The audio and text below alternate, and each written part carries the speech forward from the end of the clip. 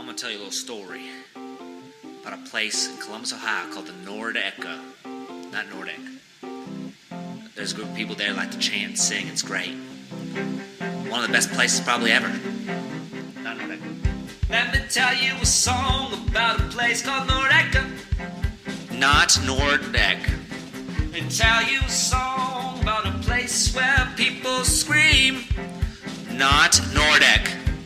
And they chant all that long for Columbus Crew. And they score all the goals and they win all the games. Nordeca. Not Nordec. And we sing the songs and we play all the tunes and we turn all the drums and we sing all that long. Nordeca. Not the fucking Nordec. Yeah, you know what? That's it. That's all I'd say. I'm serious. I'm just done. It's Nordeca. It's awesome. And I'm really fucking sick of this. So turn the fucking music off. Stop it. Stop it. Drummer. Stop right now. Yeah. And stop that cello up too, you fucking idiot. Thanks. Now, shall we begin? You are now listening to an altogether less fashionable variety of soccer podcast. Broadcasting live from the capital city of Columbus, Ohio. Welcome to ACES Radio. I got the new wings with the Zima flavor sauce. I don't believe in God more than you know this. Hashtag probably riding cock. They're in your face, they're a little different. I think it's super cool. I love them. Jamie, you ignorant slut. Hold on to your butts. Now, here are your hosts, Morgan Hughes, John Zadar, and Greg Benson. Oh, yeah, baby. Ignorant sluts, shitlords, and celebrity fans alike. If you're hearing the sound of my voice, it's already too late. You're tuned in to the latest, the lamest, possibly last episode of ACES Radio. It's a Buffalo Bills podcast only. Coming up tonight on the program, a double postgame edition as Crewzers FC picks up 4 points in the span of 5 days. The panel will discuss. Cracking the Code tonight makes its triumphant return as we try to decipher what Will Trapp means when he uses words. Man balls, they are back and they are thrown about liberally as always. I remind everybody here that they're figurative and not literal, so do us a favor and keep the PFGs and the pantalones. Then on segment 2, the rarest of all rare treats is a celebrity guest, unlike any other, which we actually mean as a compliment, stops by the show. Stef Steffen is here, ladies and gentlemen. She's the mother of Zack Steffen and has a first name that sounds like her last name. On segment 3, we head live on Periscope for your hot takes, a.k.a. the battle for the grand prize. And sweet mother of God, a logjam at the top of the standings this week, fellas. Users A, B, C, D, E, F, and G, they are back to battle each other and others for hot take supremacy. Prediction scores, prediction updates, Crewzers versus Dallas Burn, HangOnTour, the AGS Attack War, and so much fucking more. Brought to you as always by benevolent corporate overlord sponsors, Blood and Urine, and broadcasting live from the beautiful back room here at Sauber Brewing Company. My name is the continuing champion, Morgan Hughes, a.k.a. the number one handsy boy. And I'm joined as always by Triple A, the absentee amateur artist himself, Captain Jean-Luc the Wet Boy Zadar, the Hollywood racist, Gregulator 614 himself, Greg Wesley Crusher Benson, and the 40-year-old man-child, Darby Schnarfus. Fellas, mapaches, lads from different dads, brothers from different mothers, and amigos de Guillermo. How in the hell have you been? It's interesting that every single week that you introduce the show, it sounds more and more like you're desperately trying to take a shit. I mean, you would know about taking shits, Greg. I mean, I would. I so would. Early in the show for a dead kid joke. Yeah. Actually, in that intro, which lasted 2 minutes and 18 seconds, by the way, nice. Columbus scored 3 times. That's good. That's not exactly a roasting of the crew, which is what I'm used to here on ACES Radio. Great to have you back, Greg. Welcome to the program. Likewise. Darby Schnarfus, thank you for joining us. How you been, pal? Long time. Oh, it's been fantastic. I'm more or less recovered from the activities of last night. Weekday drinking is tough for the elderly. Mini tailgate, Wednesday edition was terrible. It was a new low. I'm so ashamed. Yeah. P. Jones checking in on Untapped. My God, how many Twitter alerts am I going to get about his whereabouts? Ladies and gentlemen, if you could, welcome to the program. First time, long time, Captain Jean-Luc, the Wet Boy, Zadar. the wet boy, Zadar. Welcome to the program. Hey, thanks. Good to be back. Oh, have you been here before? Thanks to be back. Thanks to be back. Shake a little bit of rust off, mate. I said thanks. It's good to be back. Oh, it sounded like you just said thanks to be back. We have missed you. That sounds like what I heard. We've missed you. Sounds like what you heard? Sounds like what I heard. What have you been up to in the... Darby, can you get on the fax machine and check that out, mate? All right, nothing's changed. Bye. There it is. See you in a couple of months. I'm back on my sabbatical. Terrible. Correct me if I'm wrong, John, but you were in Buffalo for the entire time. That's where I've been. You've been art. There was art there. Well, I mean, You've I've been been art. training Yeah. the Bills. You've been training the I'm actual the coach, Buffalo yeah. Bills. I'm the defensive coordinator. They're going to be super bad this year. Wow. Oh, just like every year. Right. No change there. then. Exactly, yeah. Yeah. My lack of football knowledge will affect their standings not whatsoever. Yeah, no, they may actually be better because Right. you don't know. Like, anything I don't about know how to football. fuck up. Right. Oh, it's like they said, you know what, this time around, let's just shake things up a little bit. We need somebody who doesn't have experience in football. Yeah. Right. Let's just bring somebody in from an outsider's perspective and Exactly. see how long John's before like, it. here's I what give I it about know. 7 months. Here's what I know about football. You should try to score. And they're like, wait a minute, what? God damn it, this whole time. That was it. We've been trying. Oh, my God. 4 pieces of housekeeping before we get in the meat and potatoes of ACES Radio. First and foremost, want to thank user AGS Attack for doing Why? Do you want to thank him? Sorry, No? that plays automatically. You want to thank AGS Attack. Well- you don't feel obligated to, which would be a better answer. As a big fan of the Nordic, Greg, I'm glad that someon has made it's not the fucking Nordic. a song about the Nordic. The Nordic is, or as Steve Abreu on tour would say, the Nordecki. The Nordecki. Yeah. Okay. Can we talk about how like, when Steve said that, when he's like, I had to move away before the Nordecki era, and we all kind of looked at each other like, is he being fucking serious right now? And then he said it like 5 more times. We're like, he's either the best troll ever or a I think it's casual just some fuckboy. ignorant Boston shit. I think it was was casual. Well, Yeah. the pre-Nordecki era was right before they built the stagey. So That's very funny, Greg. Yeah. I'm sure people are going to laugh about that in a second. So how about Nope, I come that's over wrong and go button. to town on your money and on your ass? Right. all right, studio audience is Yeah. feeling it tonight. So thanks to AGS Attack for the Nordic anthem. We love it. Second piece of housekeeping. I'm sure we're going to mention this a lot during the show tonight, but like Darby, you watched the game against Orlando. The shit that was done to Hooper Vint was not okay. No. Harrison Awful fouls a guy, and Hooper Vint gets the red card. Yeah. No, I thought this was what VAR was for. Yeah. Was for cases of mistaken identity, but they failed to bust it out and really get things right. Pam and I have been talking about it ever since that happened, but like, okay, so Hooper Vint was a basketball player at UTEP, and his senior year was 2015. Why did... John, you probably weren't I didn't watching get the to game. watch the game because I was in Indianapolis. So when Awful gets red carded... Yeah, I knew that Yeah, happened. we'll save it for the Orlando Okay. City right. recap. But, rest in peace, Great Hooper radio. But you brought it up now, so. Yeah. I'm, Rest in I'm peace, very Superman. confused right now. Greg- I hope there's an explanation. Great to have you back. Third piece of housekeeping, just want to give a quick shout-out to Neil Sika. We're living the golden era of your dressing. John, did you see the outfit yesterday? Yeah, I Holy unfortunately shit. did see it with my human eyes. You were not a fan? He looked like a character from... yeah, know, I guess, yeah. It's what's that board weird, game it's called funny. where Colonel Mustard and the... Clue. Clue or Yeah. Cluedo, He's- depending he's- on where you are. Yeah. It's Where he actually looked like Cluedo a on the young, show. homeless Hugh Hefner. Yeah. Hey, Karen Crogno, Mr. just go ahead and Maroon. slam that Mr. door. Maroon. Whenever, yeah, as hard as you can. Morgan, that's no way to talk to your producer. Jesus, God. Yeah. Yeah, she schedules all the guests. Final piece of housekeeping. We are Tifo Sweat, or Tifo Sweat is Tifo Sweating. Whoever they are. Whoa. Sorry, with 3, 2, 1. Tifa Sweat is painting Friday, this Friday Tomorrow. before the Burn game. Yeah. So today, So today when you listen to listen this, to this, yeah. hours from now. Yeah. Mafre 2 Stadium. days ago. Or if you're listening to this on Saturday morning, yesterday. Built by ZZ Boots, Wildman's Leather and Lace. Come to Gate 5 at 6:30. Honestly, it doesn't matter if you've never been before. If you're like, man, I'd like to get involved with that, but maybe I don't know anybody. It doesn't matter. It's fun. I promise you, you'll have a good time. Everybody's good at it. You just don't know it yet. 6:30, Gate 5, Crewzers FC Palace, built by Walski and Blue, which is where Alex Krugnail's dad works at. He's a lawyer for Walski and Blue. Is that right, John? Yep.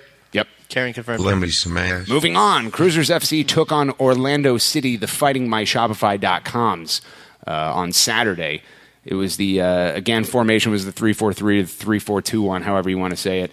Lineup differences, Abu Bakar Williams, Mensah across the back. Artur did not start. Abu is in his place, and Martinez gets his first MLS start on the right wing. We saw the debut of Pedro Sanch, who came on for Martinez in the 62nd minute. Raitella from Merrim in the 89th. Abu Bakar scores in the 35th, and Giles Barnes equalizes Greg's favorite player, former Dynamo, in the 67th. Darby Schnarfus, the 40-year-old man child. I do not know the sensual. You did. Darby Schnarfus, you watched the game. I think I did, yeah. You're a fuckboy. Yeah. Your thoughts on the match, my friend? I barely remembered at this point, honestly. I'm glad that you summarized the scoring because I was really kind of struggling there. Yeah. It was not a very interesting game. Great to go up early on the road. So you sort of felt like, oh, yes. And then they tied it up and you had that shit let down. And then we go down to 10 men, and then you go, okay, well, it's actually kind of a win again because we escaped without losing all the points. So, I mean, like we always say about MLS, win at home, tie on the road, and you're going to have a good season. Greg Benson. Yeah. Were you too busy shitting on kids' chests and murdering them at Hen Dogs to watch a game? Well, I like to. I'm a multitasker, so I was at Hen Dogs, and I'm able to do both. An artist and a multitasker. Yes, man, I can chew gum and walk and shit on kids at the same time. Yeah. So, do you leave the door open in the bathroom so you can watch the TVs as you're shitting on kids? When have you chewing been gum and walking and shitting at the same time? Yeah, that was the joke. It's like the chew gum and walk. Never mind. Greg First Benson. of all, you haven't been to Hen Docs lately. There are no doors in the men's room. Oh, I wouldn't associate with that huge, terrible, awful place. You shouldn't. I can't even find my way to the bathroom anymore. They built a burrito store in the way, so I just shit in the corner. That's what I do. You just now started shitting in the corner. There's like a slightly... Well, I noticed other people doing it for years, so I figured, well... Anytime there's like a slightly less wide hallway, I just start shitting in corners. Right. So I'm like, I can't be expected to deal with this. Greg Benson, you watch a Crew game on Saturday. I did, yes. As Darby said, it was a case of you really felt like they could get 3 points on the road in a place that they won as recently as last September, and then all of a sudden I was just looking at the stats from the game, and shots were 21-4 in favor of Orlando City. Obviously, they outpossessed the Crew because that seems to be how things go when you go to a you combine the road being game. the road team, yeah. Going up early and a red card late, Yeah, exactly, and it really did feel like an escape, and the Crew Twitter even said so. We're escaping Orlando with a point. Crew SC Twitter. Crew SC Twitter. Pardon me. Sorry, Erica. But yeah, no, it was a bit of an ugly game. There weren't too many good solid chances at either end, and there was a lot of ugly play, a lot of arms and elbows flying, and it was stuff chippy. like that. But everybody who plays Orlando is chippy. So maybe that seems says to be more about Orlando than it does about... We talked before the Orlando game about how it was going to be a desperate team, Orlando were, given their spot outside the playoffs, given how many games there's left to play to try and play their way back in. And they did play like a team that was hungry, especially after they went down one. I don't know how deep you want to get into the Harrison red card. I thought it was deserved. I thought Harrison awful deserved it. Hooper Vint, on the other hand. You need to explain this Hooper Vint thing to me because I have no idea. So the feed, right? It's the Orlando City feed, right? It's not a home game, so we're getting the other team's feed. Okay. So when they came up with the graphic on the top left-hand corner of the screen, instead of Harrison awful, it said red card, and then it flashed Hooper Vint. Hooper Vint. Hooper. Okay. Vint. Who? That's not Even close. Right, I had to Google before this show. They had the right jersey number? No, they didn't. It was like number 23, Hooper Vint. Yeah. So they got nothing right about it. Zach got a red card. No, it's Hooper Vint. He was a basketball player for UTEP like 5 years ago. And my God, okay, so obviously, I'm so confused. No, you should be confused. Right? I thought it was a typo. Like honestly, I thought it was like an autocorrect thing. Except like "vint" is not a word. How does Harrison autocorrect to Hooper? So an awful corrects to Vint. Like, where are your keys? So the Crew Twitterverse like explodes with Hooper Vint, hot takes. And so I like Google this guy, or maybe Steve Abreu Googled him, and he's this former basketball player. I'm like, oh my God, that's a real name. You should have known that, being more of a basketball guy. Of course, I pay really close attention to UTEP.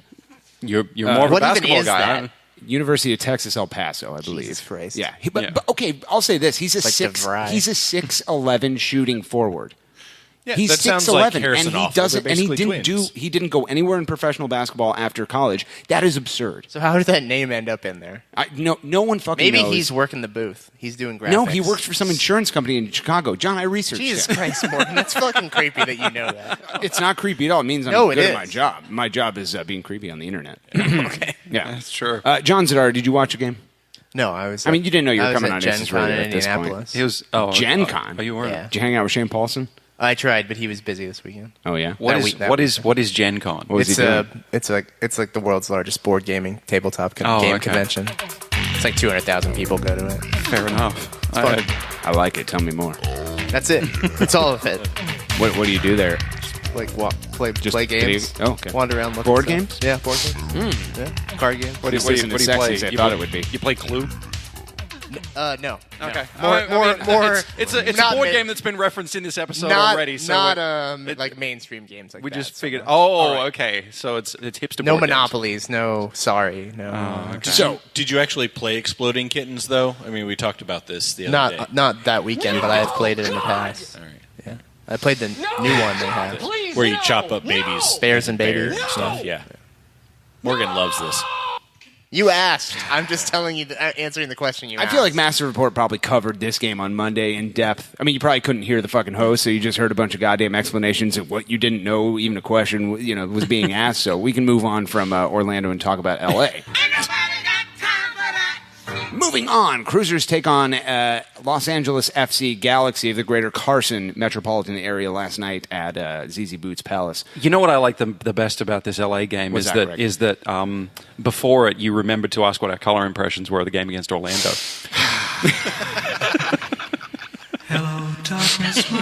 Good job. You're really doing your job well. Week now. A lot has changed. And it took like 50 episodes. You're on a roll. Like, you've been You thinking really the- are. It's literally on the screen in front of you. It's the second It's thing. the second bullet point I underneath don't the even first care. thing. Who cares? You okay, make you know what? those. John Zadar, the wet boy. You were at a stupid convention on Saturday. Yeah. Your color impressions of Crew versus Orlando. Blue. Blue? Like Indy 11. What, fantastic. Yeah. Darby Schnarfus. Tan. Tan. Yeah. Tan van, like from Sesame Street from the 80s. Greg Benson. Orange, like the microphone cover in front of me. Orange. Awesome. Mine's red, like the red card that was given to Hooper Vint. Moving the fuck on. Wow, this episode is flying. Oh, it's great. This is going to be great. I love doing this show. Why would John ever leave? I mean, this is so much fun. Crewzers Galaxy last night. Higuain returns, so therefore so does the four-man back line. Pipa's first game since July 1st. Pedro Santos' first start at home, and by Santos, I mean Sanch. Jimenez steps in for Hooper Vint. John, I don't know what's going on. We're going to have to explain so many we things. do not to have John time for today. that. We do not have time for that. Ola Kamara scores in the 45th. Merrim in the 90th. Trapp gets a yellow. Santos gets a yellow. Martinez gets a yellow. Ashley Cole gets a red for L.A. I don't even know who whispered that. A Was it metric shitload of VAR. Let's go to you first, the wet boy, John Zadar. you? Yeah. Interesting note here is that it was Merrim's 11th goal of the year. 8 of the 11 have come at home, and all 3 of the road goals were that one game at Montreal. Yeah. Your thoughts on Merrim shitting the bed for 89 minutes, my friend? Oh, yeah. He didn't have a very good game, but he scored a goal we didn't necessarily need, but was reassuring to have. So, whatever. Yeah. Sometimes you have games like that. Is that right? Yeah. You probably know all about that in basketball. No, I'm more I of a saw you basketball throwing guy. a fit on there the other day about 3-point shooting. I got some super dude who pissed. was in your jock or something. I don't remember. You were raging. It was like an 8 I was tweet pissed. thread. Well, this guy started giving me shit at the end of the game. It's like, I mean, if we're murdering you, defend better. It's the only reason you're fucking I'm here. as interested in this as you were in my board game thing. John, so let's your move thoughts on the match, my friend? I thought it was a good game. It was really frustrating. They should have beaten that team by probably 3 or 4 more goals, but they got the win, and I'm not going to complain too much about a win. So that's what we need now, whether they're clean and pretty or sloppy. So Yep. Darby Schnarfus, 40-year-old man-child, 7 straight games leading into this one with a 3-back set. We welcome Higuain back, and we go straight back to the 4-2-3-1.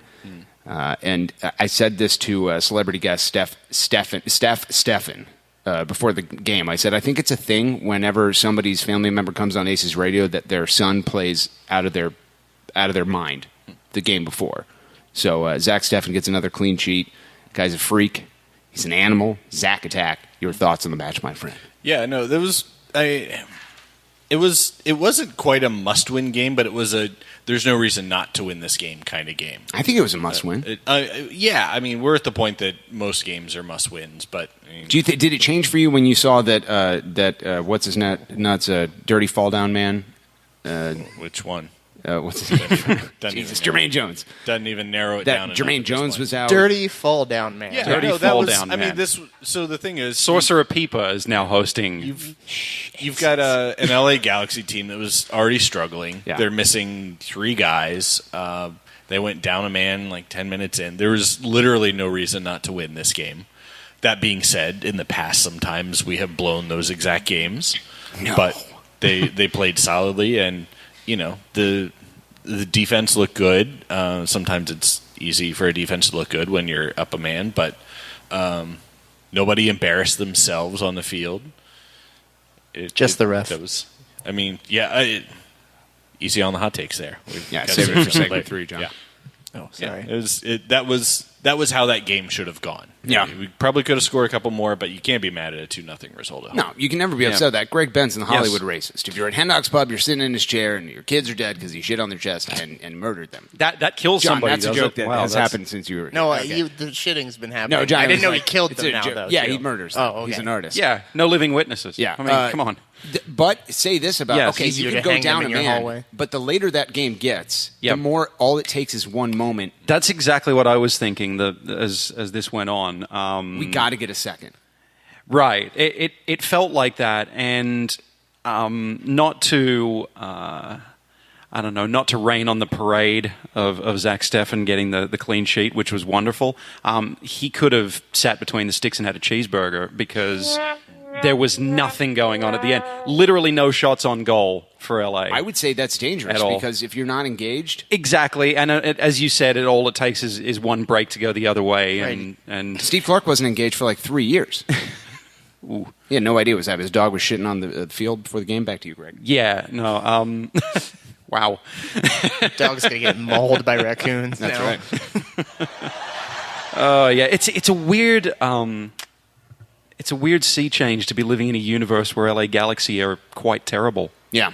Isn't it? I mean, so good. It's one of those. Feels good. They're one of those teams that we always expect to be good in the same love way that that it's we almost happening always expect like DC United to be terrible. I love nowadays. that it's happening right before LAFC comes into the league, too. Yeah, It was like, yeah. you're going to have a new crosstown rival, and guess what? You're shit for the first time since 2001. Yeah, and now like a lot of bandwagon fans are going to be jumping on board with this, with the new boys in town. So, as you said, it was one of those games that could have gone either way. So I think you did need to get the second one. The elephant in the room, the 2 missed penalties. Yeah. It's one thing to say missed chances. It's another one to say multiple missed penalties. Yeah, missing 1 is inexcusable. Missing 2 is unfathomable. 2 that got saved, not even just missed. It's not like they shot it over the crossbar. They made savable shots. Do you guys have any problem? I have no problem with Ola's. Higuain's was like an old man accidentally running into a soccer ball. It's like, oh shit, did I do that? I can't believe it went straight. It wasn't even his stutter step thing where sometimes he can't get power behind The keeper tried to go to his right, and then he's like, I have time now to relax, have a drink, and go back to my left to make that save. Yeah. It was, and he did play well. It possibly, against a team that can put their chances away better, it could have been a worse result. What's that guy's name? Whoever he is, he was the guy. Hoopervent. What? Hoopervent, yeah. He was the goalie for Kansas City. Neymar, I think. In that shootout, right? Anyway, I don't know. Let's talk in about... the shootout against Portland a couple of years ago? Yeah, they No, what was it? Yeah, you're right. The one where the 2-poster one for Portland or whatever it was? Yeah. Yep. Good to see Higuain back. John, you made a really good comment before we started recording, and that was something having to do with Higuain not being able to kick a soccer ball. Oh, yeah. If the ball's not moving, I don't want Higuain anywhere near it because apparently he can't do anything with it then. He can't kick free kicks. He can't take penalty kicks. He can't take corner kicks. I don't know why, but if the ball's moving, he seems much better with it. But when the ball is moving, he's like, I can do whatever I want. He had played really well. Yeah. He had a good game. Run and play, passes and shots they're top notch, but these dead ball situations, What's the solution? He needs to stay the fuck away. What's this guy doing at practice that leads anyone to believe that he's capable of kicking a ball hard at a soccer net? I don't know. While it's stationary. I don't know. Because he hasn't been good at them for like years now at this point. Man, he tore it up so crazy, Darby, when he got here. I mean, like that second half of that season in 2012. Yeah. He single-handedly beat New England by himself. Yeah, and so I mentioned this earlier. In his career with the team, he is a 2/3 PK converter. Like, he has constantly been a 67% guy. And sometimes I think it's because he's tried to be too clever. Those are Andy Stanky numbers. Yeah. Oh, my God. It's just that guy. Yeah, this is not his thing. For being a very technical player, penalty kicks just aren't his thing necessarily. I mean, the thing that I sometimes experience in those situations is when the ball's dead and it's just sitting there, you have time to think about what you're going to do, and if you overthink it, you can fuck it up just as much as, if you don't focus. So maybe he's just in his head too much in those situations, whereas when it's run of play, he doesn't have the time to question himself or consider, other options of how to hit this or things like that. He just has to live in the moment. It is expected, though, that when you sign a DP, that you have, first of all, a guy who's been your only DP for much of the time that he's been here, that he's a player that you brought in because he can do all of the basic stuff better than your average player. And so I would expect him to be able to put a free kick on target. I would expect him to be, and he has before. He's scored from set pieces, and he has converted penalties before. But you would expect him to at least 9 times out of 10 put those on frame. Even if what we're saying is accurate, it bears mentioning that we are kind of postulating and enforcing a narrative right now, and that narrative would be probably completely different if that goal goes in. We'd probably be saying that guy doesn't have to hit it hard to put it where it needs to be, and that's why Higuain is good, because he's smart and he doesn't have to waste energy, whatever. It's a missed penalty kick. It happens. It just so happens to happen to him about 34% of the time. It's strange that it happened at the north end, though. It's usually the south end where he fluffs it. Well, maybe if we go that way in the second half ever again, who knows? Jesus Christ. John, your thoughts? No, that's fine. You're a lad. Move on. Sporting? How's Sporting doing? Good. Wonderful. Let's not shit on everything. That was a... You can't say a lot of terrible things without saying, hey, we also win 2-0. Lovely possession, lovely build-up on the first goal between Higuain, Pedro Sanch, and Hector Jimenez, leading to that Ola chip, or that Ola volley, Darby. Maybe we saw the beginning of some sort of like evolution of our... Because I said in the Nordic that it seems to me that Pedro Santos does things intentionally that Justin Merrim has been trying to do on accident for 7 years. Like, he does crazy little shit, and it just kind of is his thing. Whereas Merrim's like, what if I just dribble blindly into someone and I nutmeg them on accident? And it just hasn't worked for 7 years. So it's nice to see somebody, even if it's not completed, try stuff with any skill behind them. Justin Merrim's dead to me. Back to you. Yeah, no, he's almost a better mirror image of Merrim. So now we have guys on both sides who are more naturally inclined to cut into the center of the field and take a shot with, so Merrim's right-footed coming from the left, Pedro is left-footed coming from the right. So you can get your wingers screaming up the sidelines and going to the corner instead of those guys. He showed a lot, I think, in this game. The first game, the Orlando game, he was kind of invisible to me. Situationally irrelevant. I mean, it was late. It was his first game. We went down a man. He can't do that much, but he really showed up in this game, and I think he gonna be good. Yeah, he's gonna be good. Greg Benson, final thoughts on Crew Gals. Say what you will about them going down a man, but good teams beat teams when they're in a situation they might not want to be, and that's what we did. And it's an oft-repeated storyline that the team that goes down to 10 quite often lifts their game, and it can be harder to play against 10 sometimes than it can be against 11 because science. Yeah, exactly. Because science. Let's go with that. Yeah. So I feel like even in the face of not having to face a shot on goal, you get the 3 points, you come away, you look ahead to future opponents that you might have to convert those chances against and say, okay, we got away with one. Yeah. Now we know what to fix in training between now and then. Yeah. Fantastic. Let's go around the table before we move on to Cracking the Code. Do our color impressions. Hey! Because it's a thing we do all the time. Wonderful. John Zadar, the wet boy. Yeah. The absentee amateur artist himself. If you're at Hendok's Pub, Greg's probably murdered your child and there's probably shit on his chest. Your color Thank God I don't have any impressions kids. of the match, my friend. Not anymore. No, if I did, I didn't know about them, so funny, thank you for Greg. disposing of them. I thought it was a... Oh, your color impressions. I thought it was an all-around good game, and so for that reason and for in celebration of my triumphant return, I'm going to go with yellow. All right. Oh, is that right, John? I am. Yellow Beach, Columbus Crew. Yellow That's like right, what? Morgan. Yellow like what, John? Like Columbus Crew. Fantastic to have you back. Darby Schnarfus, the fake Ron Zubaz.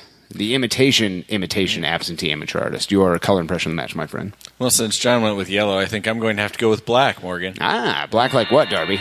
Black like black out the galaxy, Yeah. which somebody pointed it out that Yes. there was a real missed opportunity in using the eclipse as a part of marketing this Right. week.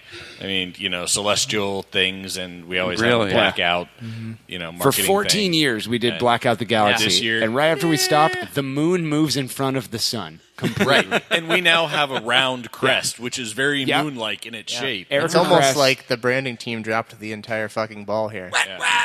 Erica Kress is sitting at her desk just smashing her head against it. 14 fucking years I do Black Out the Galaxy and then the fucking sun disappears? It's unbelievable. It's exactly what Erica Kress sounds like, too. That's right. She's been drinking some strawberry stuff.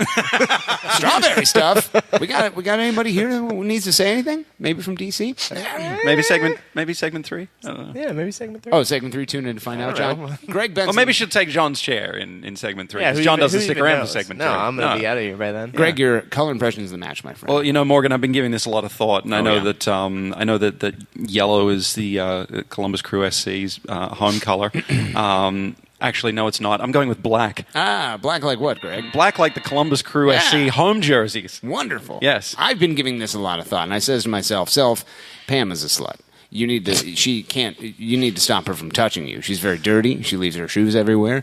I'm assuming that a little antibiotics could probably cure what's really wrong with her, but we don't want to take any chances, John. So I says to myself, my color impression of the match, my friend, is the color. Yellow Beach, Columbus Crew. That's right, John, yellow. Yellow like what, Morgan? Yellow like Columbus Crew SC. Oh, my God. Fantastic. Great to have you fucking back, John.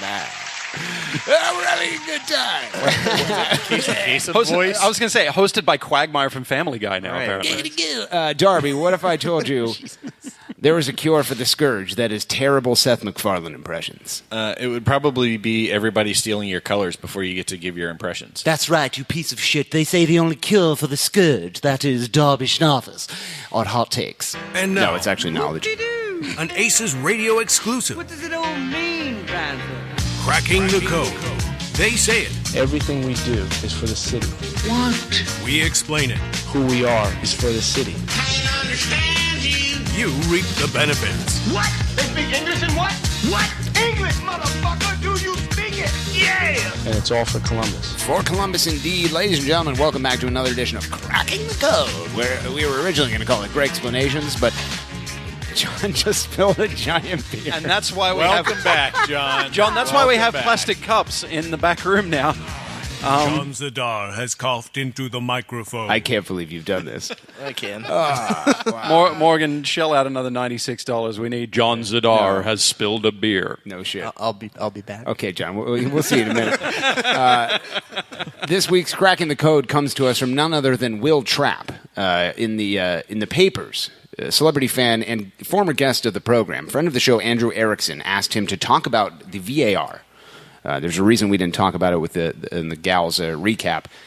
Will Trapp had a quote. I thought, hey, this might be good. So I goes to his house, Darby, and I says, Will Trapp, my name is Morgan Hughes. I'm from Massive Report. Don't pay any attention to the fact that I'm not wearing pants right now. I want you to repeat that quote, but into this pocket recording device, which is what we call it in the industry. And he has the following to say in 3, 2, 1. I think it slows the game down, but I think in the long run he gets the calls right. For LA, unfortunately, they had 2 calls against them, but we've had 1 go for us too. It's one of those where you take the time to get it right, and I don't think players can be too upset about that. Hashtag YOLO swag 24/7 blaze. Let me smash. Fantastic. I don't know what hashtag yellow swag 24/7 blaze it means, Greg, but the front office seems to be into it. They're all over it. It's gaining traction. What's your favorite part of that? My favorite part is how you can actually tell that that's Greg Berhalter and definitely not Will Trapp. Great to have you back, Greg. Go fuck yourself. Darby Schnarfus, 40-year-old man-child. VAR was the man of the match yesterday. Absolutely. Actually, before I get into that, I'd like to ask a question. Okay, so back to you you. went to Will Trapp. Yeah. You weren't wearing pants. I was not. And you had a pocket recorder. I did. Where was the pocket recorder? You don't want to know. You ever seen RoboCop? You know how his leg opens up? Yeah, that's definitely what happened. I'm dead or alive. There's an you're going to easier answer this question. explanation. Yeah. What was that? It was in my hand? Yeah. No, I have a thing in my leg where I keep devices. Yeah. But yeah, VAR. So this is going to be one of those things that when calls go your way, you're going to love it, and when the calls go against you, you're going to think it's the worst thing ever. Yep. And that's how it played out online, of course. And yeah, we distinctly benefited in this game in a weirdly specific set of like all three in the first 30 minutes. 26 minutes. 26 minutes. Yeah. Like that's a lot of time. You know, we went years without this technology, and Right. like, no, let's use it all right now. No shit, and thank God it happened against LA, or else there'd be conspiracy theorists, Right. You know, like but nobody would believe that the league would, want Columbus to beat LA. John Starr, to you. What are you trying to do right now? Statistics when they were testing it was that they predicted it would get used once every 3 games. Yeah. Well, we just used. Well, we're all already of the rest over of the that. season. Yeah, you've used up your allocation. 26 minutes is not a long time. I mean, I was standing there with my arms crossed, kind of like, when is the game going to start? And one of the things I'll say about VAR is that I kind of wish that they would make an announcement like they do in football, where it's like, the call's been reversed, first down Buckeyes. Because like LA's, okay, I wondered about that. LA's goal goes off the board, and everyone's like, "The fuck." Yeah, like you can see the refs talking and gesturing, but none of us can hear it, so we don't know what's happening. Like, I thought that there was going to be another fight on the field between Kai Kamara and Higuain, because like they took the goal off the board. I didn't notice it, and all of a sudden, Pipa kicks the ball back to Steffen, and I'm like, "What the hell is going on? Is he pissed at somebody again?" Like, did Pedro already offend this guy? Are we going to have to sell Pedro to New England this quickly? Darby Schnarfus, you were there. You're a fuckboy. You're on the west side. You're a casual. Your thoughts on the VAR, my friend? Yeah. So one time was just, I guess, verifying that the red card was a red card, which, fine, whatever. Yeah. There was it's actually a penalty kick because it was inside the box, which even to my naked eye seemed like the right call. I was surprised when he moved it outside the box. Yeah. And I have no idea about the offside, but I think Ziggy might have said that was the appropriate call in that context. That was close. The offside was good. That Twitter account that does like the measurements did it, and he was offside. Wow. Yeah, Wow. but that was like the penalty kick call. I watched at home the replays. His foot was on the line, so like literally right on the line. It could have gone either way. That's one of those things where we've grown accustomed to in other sports that have the video review, and of course all of the major North American sports leagues do have it now, and MLS too. John. What the hell? That was John drinking. Yeah, and we've grown accustomed to there's a call that goes one particular way from the on-field or on ice or whatever referee, and then you need enough evidence to overturn the call, push it the other way. I didn't see anything that said that the initial call that it was outside the box was the wrong call. It didn't look like it was inside to me. It was evidence. Yeah, as to my understanding, it's got to be all the way across the line, same as when the ball crosses the line. I just wish they didn't. That's why I was surprised he gave the penalty, because his foot was on the line. My problem with this is that if you're employing an extra person to review stuff and then they get it wrong as well, you've essentially wasted time to get the same call. In which case, the case of last night, the first one, it was the right call initially, only to be overturned and turned into what I thought was the wrong one. I believe that's called a slippery slope fallacy. I don't know. It's Now, whatever. I know that the center ref doesn't have to review things. He can just go based on the opinion of the guy up in the booth or whatever. Sure, it's not like everything has to be reviewed. How does it...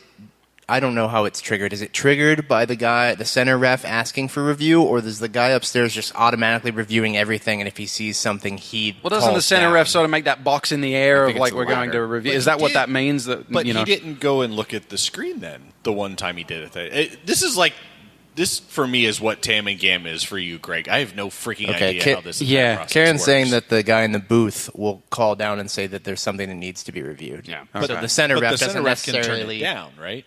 Yes, The center ref has final authority. call. Okay. Yeah. And he doesn't even need to look at, like I said, he doesn't even need to go look at it. If the guy up in the booth says something, he can just go based on that guy's recommendation. So are we going to be alerted after games that, okay, there were 5 instances of the fifth referee saying, you need to look at this, and then, the guy who's like, no, I don't need it. We'll probably never hear about it unless it actually results in a change. Anyway, my thing is I want to know about it over the scoreboard. I want somebody to say, okay, the goal's been disallowed because of offsides, or just have the, were they not announcing things? No. Oh, they weren't. Well, and I thought when they go to video fucking goal review, just went away. Weren't they supposed to show on the scoreboards? Wasn't that a part of the rule that, like, if they do video review, that on the scoreboard they show the fans what the referees are looking at? I thought that was a the thing hell too. if I know. I just want an something announcement. something over the PA to say the player's under review, something like that. So at least we're on this. You don't have to tell us the entire process that you're going through. Yeah, if they're not making any announcements. Just tell us that you're announce that you're Von reviewing Seagull, something, everyone. so we know why. So we know why.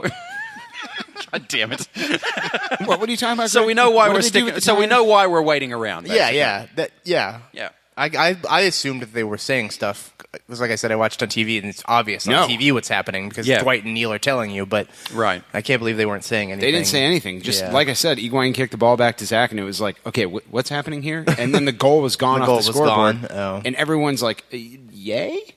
There was a goal, right? I remember a goal happening. Am I drunk again? I mean, the answer is yes, but that's it. John, sorry, back to you. Fantastic. All right. Now you know. And knowing is half the battle. Say what again? He's absolutely right. Say what one more goddamn time. Oh my God, I just realized something. What? I spilled that beer. I didn't get to hear the clip, so I might just actually start spilling things when you've got long intros to play. John has spilled 7 beers during segment 3. Oh my God. Every single hot take marked by a spilled beer. What a weird coincidence. It's weird how he just came in for segment 3 with all these beers lined up on the edge of the table. Almost like he's chucking them. I feel like you're going to spill these. I don't want it. He's playing on. flip cup with full beers. Before we go to segment 2, let's get our man balls out of the way. I remind you, as always, that man balls is a combination of man of the match and game balls, which as a term is too long, as opposed to this explanation, which is perfectly formed. John Zadar, the fake Ron Zubaz, the fake Darby Schnarfus, the real absentee amateur artist, your man balls of the week, my friend. Yeah, I'm going to give both my man balls to guys who probably won't ever receive them ever again because they don't have good games very often. But Abu and Mensa, I both thought had pretty solid games. So you're right, 1-1. Yeah. The thing I'll say about Abu is, he's young and he's obviously he's good. Greg saw something in him. I hope he can coach it up. I would say to Abu, okay, when you pass the ball and you need to move your ass into space, A, do it. And B, don't do it because it's something that you've been told to do. Do it with purpose. Mm-hmm. Like I watched him, when you're creating triangles or passing lanes and everything, I watched him give the ball up to trap and then run directly into the chest of a defender. Yeah. You're like, dude, at this point you're running because Greg has told you in practice to run after you pass the ball. Do it with purpose. Jesus Christ. Like, fucking A. You're a professional. Think about what you're doing. Darby Schnarfus, 40-year-old man child. Your man balls. All right. First one's for Pedro Santos. Got an assist, got on the board, played really well. It's Pedro Sanchez. What the fuck is this? I love how that was in perfect time. It's Pedro. What the fuck? This is definitely Santos. Is this AGS Attack War? Does he have a job? Is he employed by anyone? No. Or he just makes songs now? If he did, it's... When I left, there was...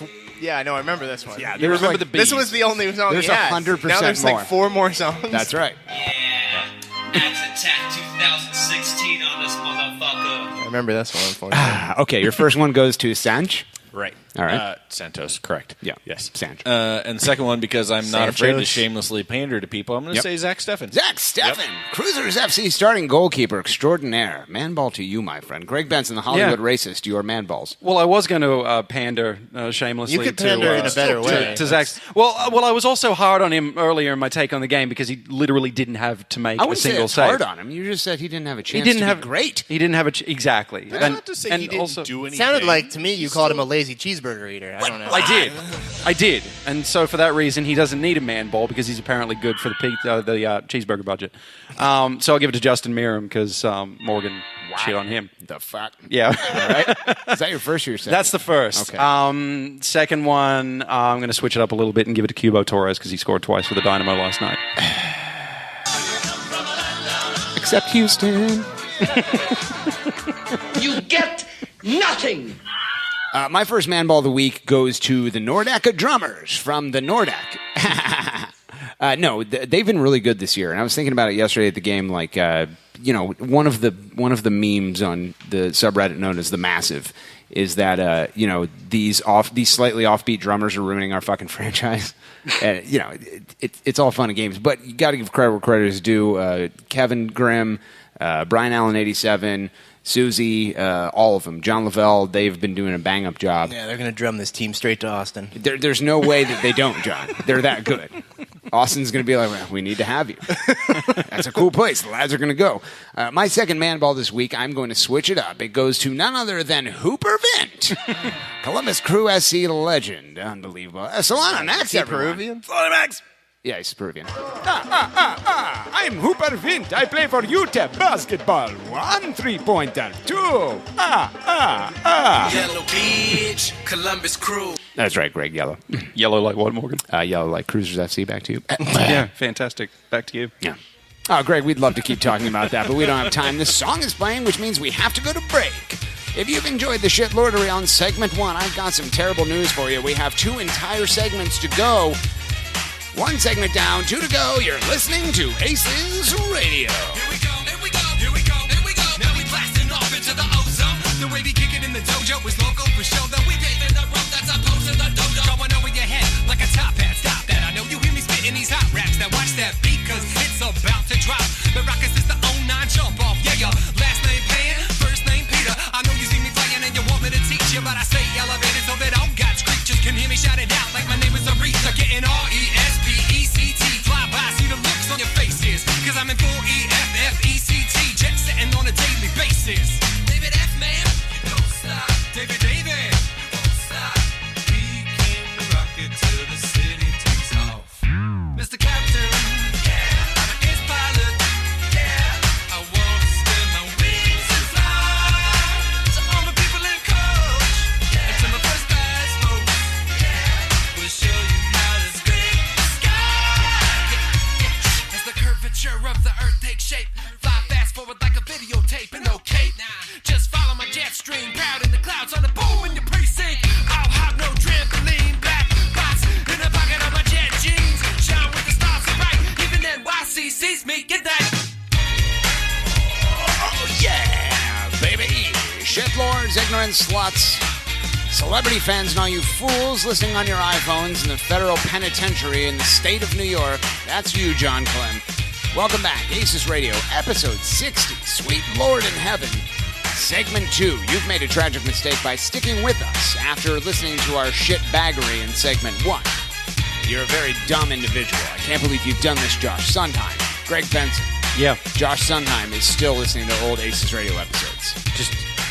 I hate to be the one to tell you this, Josh, but it doesn't get any better. Do you know where, like, what episode? I think he's on 16. Yvonne probably knows better than me. What episode is Josh Sondheim on? He just finished 15, which apparently... He hadn't listened to these before? He started on 25, so, like, I don't know. The guy's clearly drunk. I mean, I don't know what to tell you. He's catching up. He makes terrible decisions about his life and what he listens to, John, and fantastic to have you back, by the way.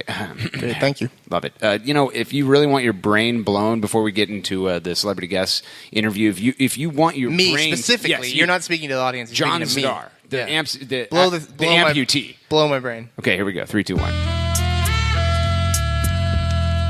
If you think the AGS Attack song... What is this? Just wait for it. That's awesome! And there's actually quite a long intro, John, so... Of course there is. Hold on to your butts. Did you make this? I did not.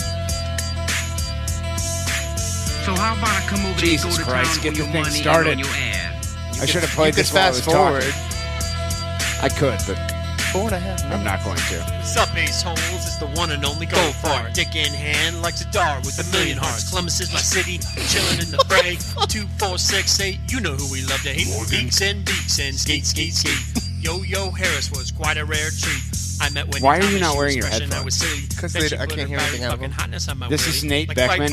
This is Nate Beckman? He's Phil Goldfart. Yep. Yes. John's mind has been blown. Yep. His jaw that is dropped. definitely a mind blown face. This is how he announced it. Bullshit. I'm not kidding you. Yeah. This happened last week. Back to the rest stop. So good. Greg, what if I told you I was going to go ahead and mute Channel 2 for the rest of our lives? What scourge would that be, Morgan? That's right, knowledge, Greg. Ladies and gentlemen, welcome to the program, if you Nailed would. it. Celebrity guest on segment 2 this week, none other than Stef Steffen. Steffen, welcome to the program. Thank you. How have you been? I've been really good. That's good. Back to you. No, before we get started, I want to ask you about your first and last name. Please. So, correct me if I'm wrong, your name was Steph before you got married. I'm pretty sure. Okay. Yeah. So, you meet this guy, right, with the last name is Steffen, and you says to yourself, I'm not doing this. I tried. I can't do this. This will be way too inconvenient for all the shithole Buffalo Bills podcasts I go on later in my life. It's been a major inconvenience. And yet you persisted.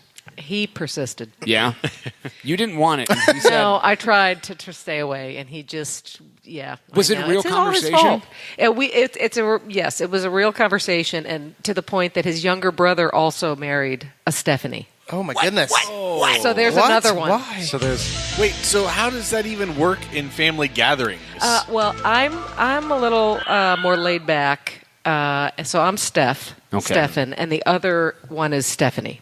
So it's not quite as, Stephanie Steffen. Okay, so it's Steph with one Steffi F? Steph and the Steffen and bunch. she's a PH and I'm an F, so it's totally absurd, my name. And I just go with it at this point. It is kind of silly. It's so It dumb. just sounds like a room full of Max Headroom impersonations right now. It's just Steffen. People think I stutter, and they're like, what the fuck's your name? Like, I'm sorry for the F-bomb. We'll edit that out. But that's pretty much the way it goes. Dare you? That's pretty much the way it goes. People said, "Who is on your show?" You've said the same name twice. I know. Like, what are you saying? You I could know, be that's Steph my life. squared. Yeah. Fantastic. And you know what? Just Steph with a little It two. was interesting when Zack Steffen was little. There were a couple Zacks on his soccer team, so his soccer nickname got to be Steph, short for Steffen. And then it was like, what the hell? Like they would be cheering, "Goes Steph!" And I'm like, what are you talking about? Like they're cheering for him. Are you talking to me? They were cheering for you to win the stands. I think quite so. clearly. I think that absolutely. And then once the Krogs came into our life, it was definitely about. Oh, you said the Krogs? Krog. The Krogs. Oh, this is fantastic. Krognell. Ladies and gentlemen, Karen Krognell is sitting right next to Steph, and try Steph, as we say. A reminder, as always, Steph cubed. that Steph squared. Karen Krognell is now the producer of ACES Radio, and she's busy. She actually mentioned off air that we may have another Crewzers FC party mom coming on the show soon. Would you care to speak about that, or is it too early? It might not be too early, but I think I'm going to get Liz Trapp on the show. She's successfully booked more guests than I have. I mean, when she came on the show, she booked more than you. Do that. You did that. John just threw more stuff on John's the floor. John's completed his comeback with a Shrek Mecha impression, just dragging keys across the table. Great to have you back, John. Steph, let's start you off with the same question we ask of all of our celebrity guests, and that is, how would Crew fans know you? My oldest son is the goalkeeper for the Columbus Crew currently, Zack Steffen. Columbus Crew SC. Columbus Crew SC. Can't believe you've done this. I know. Sorry. I'm really kind of new to all this, so. Yeah. Yeah, I'll probably make so you have lot no of excuse. mistakes. So you're not even used to calling it the Crew. Crew SC. Crew SC. There you go. 3 times. That's how your brain works. Steph. Okay, I got it now. I remember her name now. Try Steph. Right. See? That's how we go. That's so, right. okay, you're clearly not from Columbus, Ohio, because Zach is not a homegrown player. Nope. And that's how soccer works. Where are you from originally? Well, I actually lived in Westerville for a little stint. Yep. So I don't know how you guys feel about that, but from Frankie lives. Sorry. It's probably terrible. 3rd grade through 7th grade, and then I moved to Philadelphia, which is where we're from now. So we live in a lovely little hamlet of Downingtown, Pennsylvania, which is maybe 30 miles northwest of Philadelphia. Near Berwyn. Kind of, yeah. Are you Lacrosse familiar? powerhouse, Berwyn. No, he did like 18 hours of weird internet searching on you. That's how he knows. stalks people. He's not familiar at all. He No, just that's, knows. that's not true at all. I've been to Berwyn. I had a friend at Ohio State from Berwyn. Berwyn is a It's the rich shitty- people's place. Yeah, it's the Upper Arlington of Metro Philadelphia. Yes. Yeah. Yes, it is. That's It that's is why I where know the so Richie much. Riches go. Yeah, we're Yeah. not. That, no, we don't do that. That's Just Jeep Wranglers and Sperry's as far as the eye can see. I mean, Greg, you're not wrong. no, I think you're Yes. onto something there. It's exactly for sure. That's about everybody who gets talked to is like, my dad's a lawyer. God damn it. That's the running Yeah. joke that we've had about Like, UA hey, man, for I the asked you longest for a time. lighter. That's where I don't care. Villanova is right there, and everybody that is from that area is Yep. They oozing, call it Villanova dripping. fun. Yeah, exactly. Now, was Chester your second choice for where to live? Because we all know that's the place to be. Well, when Zach and Alex played in the national championship at the Union Stadium, which is in lovely Chester, Mhm. which is a really scary place. Oh, to they be. moved it to lovely Chester because it was in shitty Chester before. Well, I remember Karen and Corey were trying to find beer to come to the game Nope. beforehand, and they were like, you guys said you would go into a bar and be like, oh shit, I can't go in there. Like it was like I'm Yes. risking my life to go Because to that there bar. are signs on those bars that say this is a private club. Yeah. If you walk in here, you're going to get shivved. Yeah, Chester is no good. But And there's one beer store in Chester, and you're going to get shivved there. You too. don't wanna go in there. Which is how they trick you into doing bear fights in the parking lot with all of the Sons of Ben. Is they're like, well, where else are you going to drink? So, no, I don't think that was appropriate. That's very good. Great. That's a great joke. Studio audience, yay! Thanks. Before we get much further, I brought you guys a present. Oh, she got a mason jar full of water. It's a mason jar. That's full gonna be of great on my runs. Tennessee moonshine. Oh shit! No joke. Are you serious? I'm serious. When Darby, pass it over here. Give Mama the just hooch. give it a smell. Give it a Mama the smell. hooch. It smells. I was just telling Karen, it smells like a taste. When Zach and Zach's the oldest of 5, and we grew up every summer, July 4th. Oh, that's a good Holy face. shit! I think everybody has to have a sip, I took a way except too for big me. of a whiff. God Oh, you just damn. smelled it? That's not your reaction to drinking it? No, I was going to drink it, but now I don't know if I want to. I really God, insist. I'm going pass to. it- You pass all it have around. to have a sip. Okay. Everybody has to have a sip. I'm just, John, actually, I feel before like you I do have that, to hold my nose. I'm going to do this ahead of time. Yeah, be John careful. Zadar has coughed into the microphone. Yeah, that's probably that's So that's are, safe. are corn squeezins a thing among your family then? It's like My radiating husband's heat. family is. We've got some kin in Tennessee where we would go. We would go every July 4th, and so Zach and his siblings kind of like learned to pour beer and pour us moonshine like at the age of 4, which is probably really That's good. That's not morally illegal wrong. at all. But Steph, it I makes think that's Zach a really gasoline. You've cool been lied to. person. It might be turpentine. I don't know. It's Ooh, my it's- goodness! I had blocked sinuses earlier. I That is- don't no, now. no, our- Not now. Not anymore. No. So my husband's uncle was an oral surgeon down in Tennessee, where a lot of people were in need of, Mouth work. help. So they did pretty well for themselves. So we would go down there, and it was great. They had a pool, and they had 4-wheelers, and we would I'm go, gonna have and to wait for we that. would have a great time and Am I play. the We only one would that drank play. it? We would play moonshine pong. Oh, no. We Oh, would Jesus play, Christ. Instead of beer. No. Yeah. No. Yeah. So this is what I attribute. Steph, you Zach's- made a big mistake. Yeah, I probably. One of many. So we would, every July 4th, we would go down, and Derek's aunt, my husband's aunt, would get this moonshine from the fire commissioner of the county. Good Lord. We'd get that moonshine from. Wait, So what's a fire commissioner? I don't know. Sorry. Like the Okay. like He's the one that goes around and says, some important- "That's a fire. That's a fire. That's a fire." Burn it. in Tennessee. Who the hell knows? But That's so, their You may have official- noticed, but there's actually like 4, 5, 6,000 of them in the stands at every Chicago game. Oh. So we had a little bit of that left from our last trip down there. Wow. So I felt like that was very appropriate Well, that I thank bring you. that to you. Thank guys. you. A friend of You mine. can't dilute that in your No, catering. I'm chasing it because there's no way I'm driving home if I just drink this straight. Oh yeah, because chasers make you sober. That's how that works. When the Gatorade, yes, they do. I mean, I feel very drunk because I didn't take a chaser. Can't believe you've done this, Greg. No, a friend of mine. And first of all, you need to say this. Like, you never talk about where you get your moonshine. You I'm just about say, to like, start I got it believing in from God, a guy Morgan, you know this. who probably got it from a guy. Yeah. And I know how difficult it is to have like a reliable moonshine source. Bloody hell. Because it is illegal. Yeah. And I mean, they are I was runners. just saying, So, like, your source for You can moonshine finish it. can dry up at any moment. So, because of that, thank you so much for donating what It might is- be your last. My pleasure. I felt like it was an appropriate gift for you guys for having me. Possibly the last come talk jar to of you. moonshine. Karen Crocknell brings old man cookies from the basement, and you bring a vat of moonshine. It's like this. Jesus Christ, what is Miss Trapp going to bring? Good God. A gun? A gun? Yeah. Just guns for everyone. This is Will's This is from the Civil War. We musket load. When Will was 7, he got this semi-automatic rifle. I'm Liz Trapp. This is what I sound like. I'm from Gehenna. Wonderful. All right, so you spends a good chunk of your life in Pennsylvania, and you spend some time in Westerville. I want to know where you were expelled from the womb. Where was that? Oh, where was I born? Yeah. That's so boring. Like, I'm not very interested. You better tell me, or I'm going to make you drink that moonshine. Did you have some, by the way? No. Oh. No, he's the only one. I'm not drinking that devil water. Rough. I was born dirty, in, dirty casual. Yeah. On Long Island.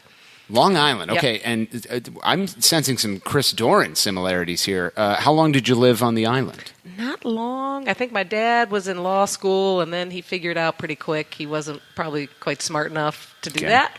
So he ended up. We lived in Syracuse for a while, and then to Westerville, and then to Downingtown. So it's not very exciting. Okay, Syracuse. Are you by any chance a Buffalo Bills fan? Hell no. Oh my God! Thank Christ. Yeah. Are you a Philadelphia Eagles fan? My 10-year-old is obsessed. Don't so tell me you're only a for him. Steelers fan. No. Okay. No. All right. No, I went to Penn State, so I'm a Nittany Lions fan. Oh, God damn it. Sorry, but yeah. So, sorry. okay, so you Penn State, Ohio State, even though we trash you guys in every sport, I mean, it's like you still kind of have to hate Columbus on some level, and then Zach comes here and you're like, fuck these guys, back to you. Well, now we really like Columbus because it's, we liked Columbus when we first met. It was so funny when one of the first games that Alex and Zach played in as freshmen at University of Maryland, we kind of rolled up to tailgate, and the Cronellis rolled up to tailgate, and we were like, oh, hey. And now, I don't know who that is. 5 years. Oh, the Krogs. The Crognales. The Krogs. The Crognales. Yeah. And so since then, we've just kind of had a fast friendship. So we've liked Columbus ever since we've met these guys, and now we really, really like Columbus. And I've accused Karen Crognell of collusion. I think it was off the air, but let's do it on the air. Oh, please. Let's do it. I believe that there was a Crognell Steffen, behind the scenes thing where you were like, "Hey, Karen, Zach hates it in Europe. Tell Greg Berhalter." Some And Karen was Illuminati like, kind of "Hey, stuff. he's finally off of the homegrown list. Just put the discovery rights on. Yeah, him. if Fuck we it." told you about what really happened, we'd have to kill you. We can't really tell you. With moonshine. Yeah, how about you just whisper it in Darby's ear then, and we'll be fine. Yeah, if you want to kill Morgan, you can. We want to hear the story. If we drink all of this moonshine, the real story might come out. Son of a But bitch. only Yeah, if I'll that throw up happens. afterwards. It'll be fine. That's awfully tempting. All right, so Steph, enough about the Zack Steffen stuff. Nobody even knows who that guy is. Yeah, We're more he's Buffalo a Bills jerk. fans. So tell me about yourself. Now, did you grow up playing soccer, or was another sport your foray? No, I played a little soccer and embarrassed myself doing that. But then I played basketball and softball in high school. Basketball's the greatest sport. And I could have probably played in college, and I wanted to party and hang out and be a normal person, so Okay. I didn't want to do that. So Can I rephrase this? What Please. you just said, I and would then hope you you tell would. me if it's accurate. Yes. You were good at basketball, but you were like, I would rather drink with Yep. my friends. Yep, You pretty and I much what have we do a now. lot in common. A lot in common. It's pretty much how I Are you live my shocked? life She now. brought us moonshine. Yeah. I don't know why I'm shocked about this. The girl who brings the moonshine is like, Right. as it turns out, I was drunk for basketball tryouts. I'm fascinated to know who Steph's version of the Chaz is. Oh. You got to let me The get to that spaz. button. They don't know Okay. who the Chaz is? Oh, yeah. Oh, that's who Morgan The Chaz turns is into when Morgan's he's drunk. drunken alter ego. Yeah.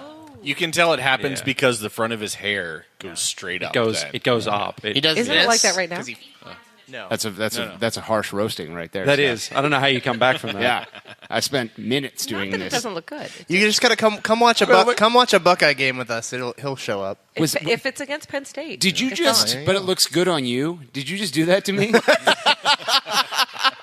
I can't believe you've done this. Back on the rails, sweet Jesus. You are welcome to come back any week, by the way.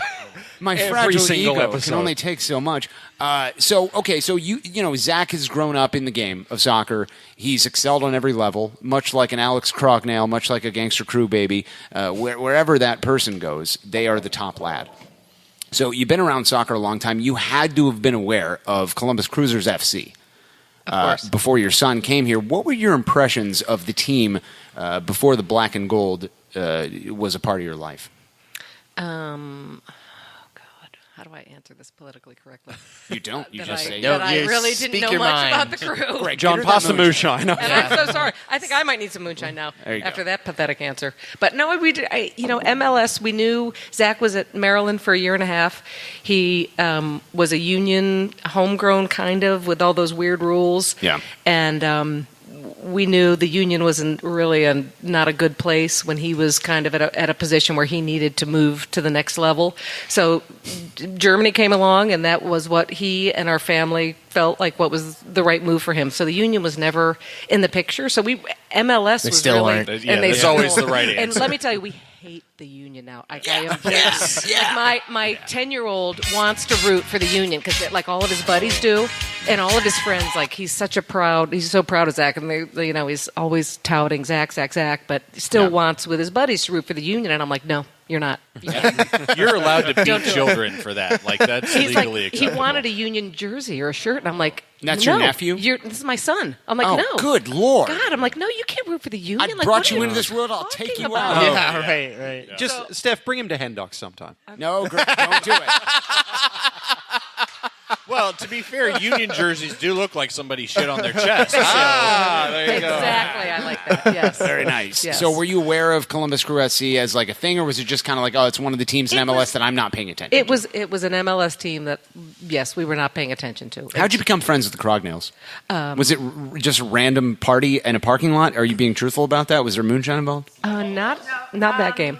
It was Bloody Marys. Bloody Marys. Bloody Marys. In the parking lot? Nice. It was That's a the lot Catholic drink of choice. I know that. And at that point, it was great because for us, Maryland's like less than 2 hours, so it was a real short commute for us. And Karen and Corey and Aunt Kathy and their crew was doing the 6-7 hour trip that now we do out to you guys. So, but we were going down every game, and these guys were coming out every game. So it just got to be a ritual that we're lucky enough to continue at a higher level out here. So it's pretty cool. Well, ACES Radio benefits from that greatly because, Karen Crognell is the person who runs the show, and, She's having you on here is the rarest of rare treats.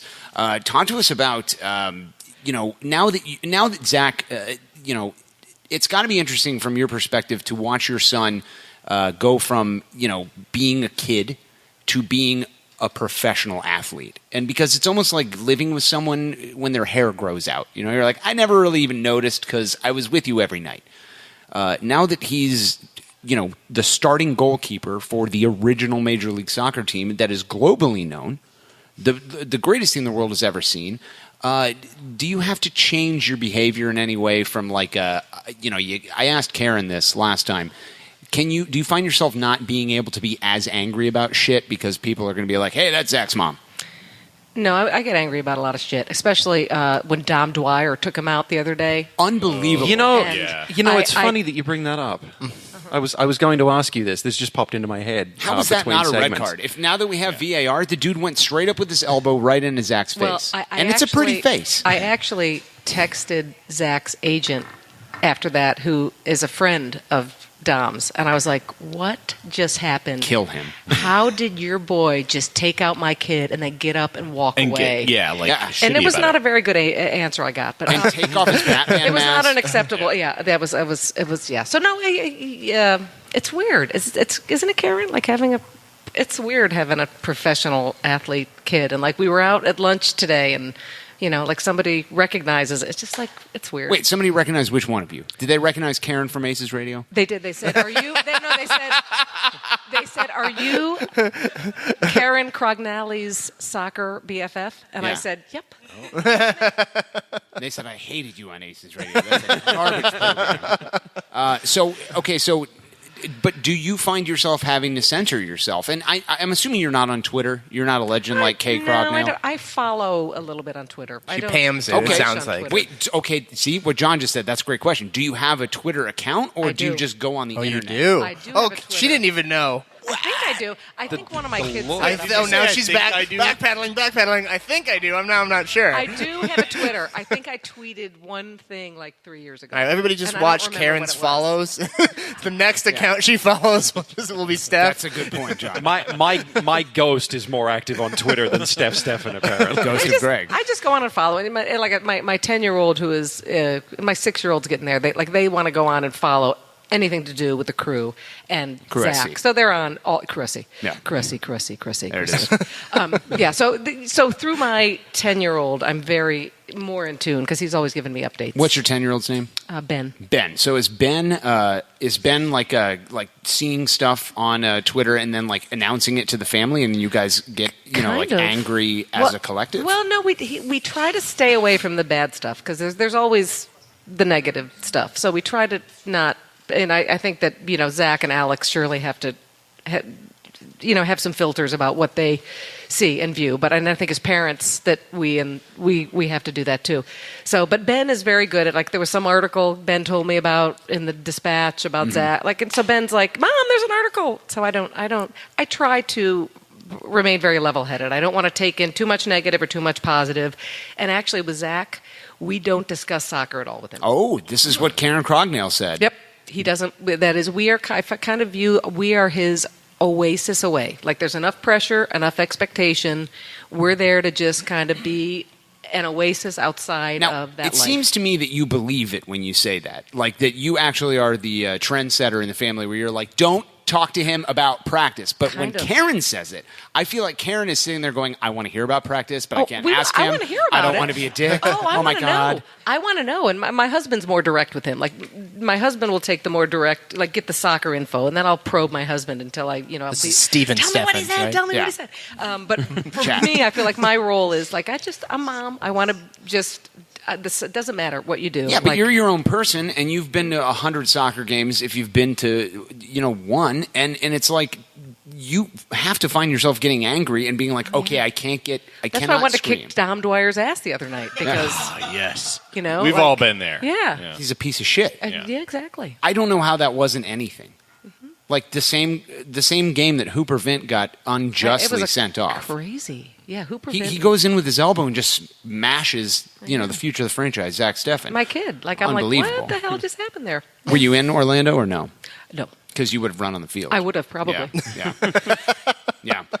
Okay. With an ice pack and a towel, I hope he's okay. And a couple cookies and a glass of milk. Basic cookies, probably. yeah. You kind of talked about this a couple minutes ago when you said Karen Crognell and I were at lunch today having mimosas, reading the sports section and going fuck this guy, fuck that guy. See, this is what I imagine happening. I imagine there to be a secret crew mom party brigade.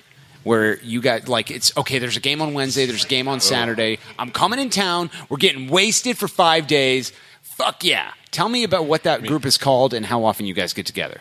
Well, right now it probably is just Karen and I, though we are actively enlisting other moms who want to party with us. You hear that? All of the moms that listen to this show, you hear that? Yeah. Okay. There you go. They're trying incidentally, to. Greg's eyebrows just went way up. What? Damn you, facial twitches. Gave me away again. Yeah, so please make Mom Deca a thing. For any moms, any crew moms who are listening, Karen and I are starting our day tomorrow with cardio hot Pilates or some gross. shit No, like that. no one wants that. And then we're starting to drink immediately afterwards. Nice. So any crew mom listening, you're invited. Fantastic. And Aunt Kathy, you too. And you gotta tell them where you're going to be so they can go there. No one else will, just the moms. None of us will show up at all. No one. The Grandview Hot Yoga Studio. No, not that part. We don't want that part. The drinking part. Yeah, they want to know Nobody which bar cares you're about gonna your be at. hot yoga. Damn You it, can only Steph. come to drink if you do the hot Pilates yoga It's first. the entrance fee. It's a whole rite of passage. You have to get through the hot, I knew the there was a brutal catch. hot Pilates. You guys can come too. It's all good. We don't want that? You can be, moms, I gave birth to my dog. Does You that say count? that now, but then when I'm next to you and I'm like trying to do the downward dog and I fart and embarrass you, like you're not going to want any part of it. It's okay. Oh, that's okay. I mean, I would. Is that how it gets hot in there? Sometimes it is. It's hot box yoga. It wasn't hot when the moms got here, and then they just started farting. and- Morgan, you're automatically excluded from this club because the first rule is that you have to admit that you have a son. No, I gave birth to my dog, Greg. How dare you? He's a precious Yorkie. He's 9 pounds. It still hurt when he came out. Where'd he come out? My butthole. Okay. I mean, what were the other options? Back No, actually, on don't the answer rails. that. Actually, I think we need a reset in 3, 2, 1. This is international soccer celebrity Chris Doran, and you're listening to ACES Radio. Thanks, Chris. Oh, man, you should put. Do you have a Neil Sika one, too? I didn't get him to record it because I'm an idiot. That's right. Because I'm a fuckboy. Okay, Steph. True. So Believe that. now you're. Now we know about the secret mom party. We know the entrance exam, and that is, can you be in the fart box? And hopefully the answer is no, because no one wants that. I want to hear about the typical game day. I want to, when you're in town to up the lads. Do you come to town for every home game? I think we've missed 1, maybe 2 this Wow, year. what's the drive like? Well, you know what? It's better. When Zach was in Germany, it was a 9-hour transatlantic flight and then a 2-hour train ride, and we never saw him play one Good time. Lord. So I was over a few times. My husband was over. Various family and friends were over. But so a 7-hour drive to Columbus, we will do gladly anytime. Okay, well, take us through a typical game day for Germany first. Oh, for Germany? I don't know. Yeah. I never saw him play. He was. You didn't watch at home? We couldn't. I mean, there was no way to watch. You were you'd have to go to the stadium. We would over there. Yeah. We would go to the stadium, and the one time that I was over there when he was we were able to see a game. He had a shoulder injury, so he didn't play. So he did not play. So, but that's all right. He was meant to be. This was meant to be. I remember when we knew this was going down, and I think I texted Karen, and I was like, "We're coming to Columbus next weekend. Are you in town?" Mm-hmm. And Karen was like, "Oh my God, I've known for 2 weeks." No, I have to tell you. So Okay, set the record straight. Alex tells me Zach is coming to Columbus, and I'm like, no, but you cannot tell anybody ever. Shut your mouth, kind of thing. So I'm like, okay. So then I get this text from Steph saying, "We're coming to Columbus. You're going to be in town." So Yeah, we're in town. Sure, we'd love to have you. And then we're texting back and forth. You didn't even tell her that you knew? We go through this texting, and I'm like, fuck it. We know you're coming. We're so excited. Were you trying to pepper her with any hey, do you know a thing that maybe? We You didn't ask. You didn't just. You could have just been like, "Why are you coming to Columbus?" No sort of marketing spin, to try and get the answer out. No. I think it was pretty early in the conversation that we both were like, "This is what's going." And I think it was mom party. One of us gave it up pretty quick. That it was. I'll meet you at the yoga fart box. Bring the moonshine. Lovely. All right, so compare and contrast game days in Germany versus game days in Columbus. How's it start? Do you guys leave the night before or the day of? This particular instance, we left. I have my almost 20-year-old daughter and the 10 and 6-year-old with us. And How many kids do you have? Zach's the oldest of 5. Jesus. I know, right? It's too many. Some days I think that too. So make things for that. So we drove out. We left our house at about 7 o'clock. And we tried. The objective was to get to Zach in time to make him his pregame meal. Which is? Oh, what's that? Which typically, yesterday it was a tuna steak with a baked potato and green beans. Nice. Prior to that, it had been roasted salmon with brown rice and broccoli. And I know Karen always. What time is that usually served? Like, when should we be there tomorrow? 4 o'clock. Or Saturday? 4 o'clock Saturday. Is that the fart box where as does well? he live? I don't even remember the name of his apartment. You guys are all welcome. It's called the Crognell Basement. They make cookies there too, apparently. So there's a lot going on in that house. Actually, before you go any further, I imagine now like Zach and is it Henry? I imagine Zach and Henry slaving away in some back Crognell storage area in the basement, making kind these of like that. Yep. disgusting licorice cookies. And Zach's like, "Are you fucking kidding me? I'm the starting keeper for Crew SC." And Henry's like, "Shut up and put the thing down. Now lift it and use the spatula to put it on the drying rack." Confirm or deny, Steph? I can't say anything. Okay. I plead the fifth. All right, so you get here. So you make Zach his pregame meal. which is just a shitload of food, by the way. But healthy stuff. Yeah. Healthy. Yeah. And then what? Once he leaves, you know. We leave about the same time. He leaves, and it's interesting. We were talking yesterday about nerves, and I said, how nervous are you today? And he's like, I'm nervous. It's a little different every game, and every game's a little bit more important now. And this is a new, clearly he's a rookie here, and it's good for him to have nerves. And so he leaves about the same time we leave, but he leaves to go do his job and sit in front of thousands of people who, he makes one mistake and it leads to a goal. And I get to go and hang out and drink and eat and, have some nerves watching him play. But so we have a very different game day experience. So I give him a lot of credit for what he does on his, because my life is pretty good when I get to be there and celebrate with family and friends that we have this awesome opportunity to be together to celebrate that, these guys are out on the field. So it's good stuff. Are you a frequenter of the Crognale tailgate? Yes. I've heard good things. Ooh, there was tone there. I've heard good things. Yes. Are you going to join us on Saturday? I mean, it's unlikely.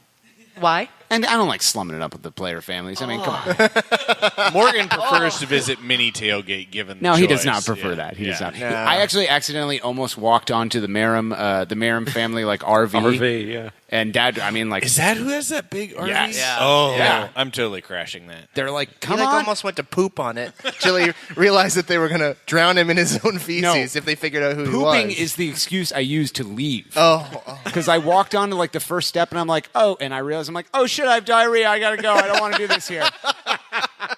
They're like, that was specific. Did you just randomly walk onto RVs? Yeah, why were you going on the RV? We were walking back from the Portland supporter area, and I just walked right past this RV. I'm like, hey, that's a super sweet RV. And they're like, you want to come check it out? I'm like, yeah, absolutely. And then I saw the sticker on the side. It's like, our nephew is named Justin. He plays soccer. We travel every week. It's a very specific sticker. And I'm like, that's Merrim. I have diarrhea. Gotta go. Okay. So, Steph, you're a world traveler. Your son has been on the United States national team. You're friends with celebrity fan Karen Crognale. Life is good. Life is impressive. Yes. People know you. They see you at lunch. They go, I will see you later at the fart box. Why slum it up on ACES Radio? Why accept the invitation? You only have things to lose here. You're not going to gain anything except a shitload of fans. Back to you. Oh, well, I'm very concerned about growing my fan base, clearly. Yeah.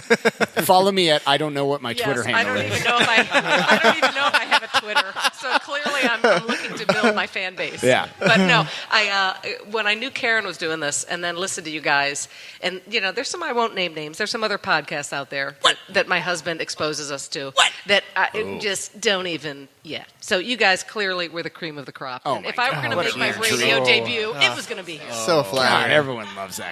Everyone loves Stef Steffen. Yeah, maybe we should replace Karen as producer. John, remember?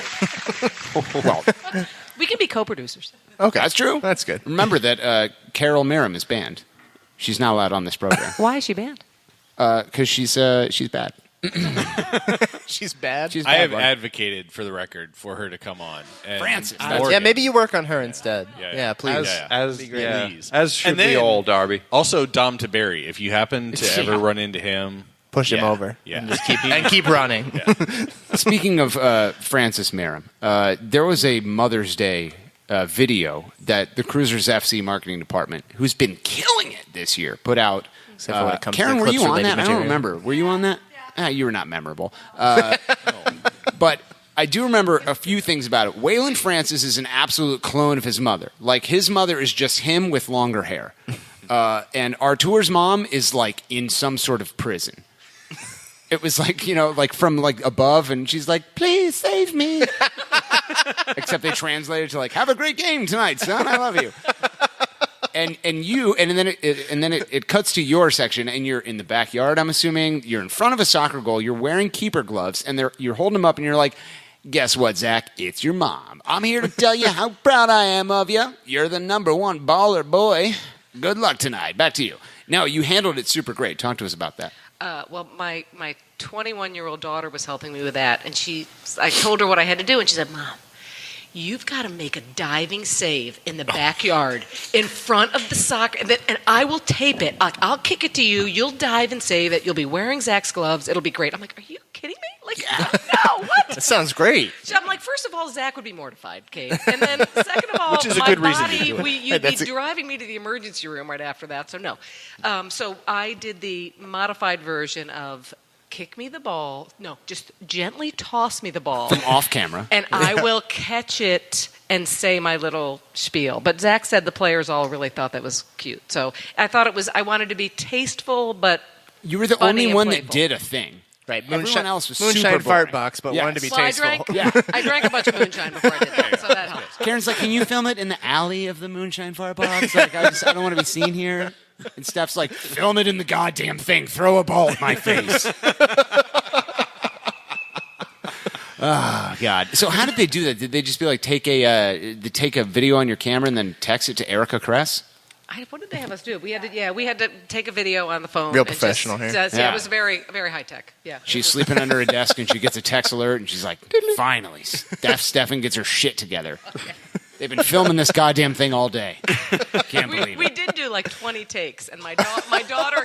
Did you send each individual one to Erica? Because that would have been great, just to blow up her phone all day. No, wait. Well, we'll get it right this time. Yeah. We just sent the best one, but my daughter sent like the outtakes of like all 20 takes that we did, Nice. where like I was like stuttering during what I was going to say. Oh, if you want to forward those, Yeah, to us, what's that'd your be daughter's great. name? We could use those in the drop. At Katie Steffen, don't you do it, or Katie I will never Steffen, feed I you will again. gladly host that video on acesradio.com/hot deals.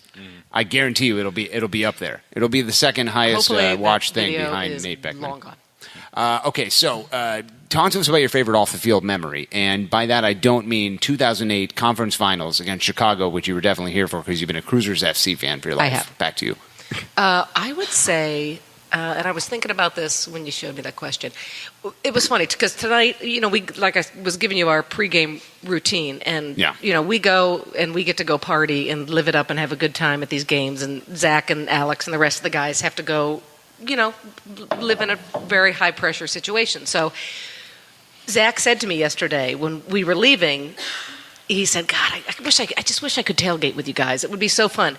So one time last year, after the cruise season was over, Crewzers. God damn it. Okay. So my oldest daughter's at Penn State, so we went and we tailgated with Zach, our entire family. I have a good friend who's up there and runs the biggest beer distributor up in State College. And Zach got to tailgate with us. Wow. And we had... it was an ugly sweater party, so we was this before a football game? This was before a Penn State football game in November, so after Crew SC's season was over. And Zach got to tailgate with us and be a part of what, it wasn't soccer, but it was football, and it was awesome that he got to just experience You get to be a fan for a day. what we get to, because of him and what he does for a living, we get to come and have these amazing celebrations with friends and family, so many weekends. So he got to experience that. So I would say that's one of my favorite memories. Hey, I meant to ask you this earlier. You spelled Zach a really weird way.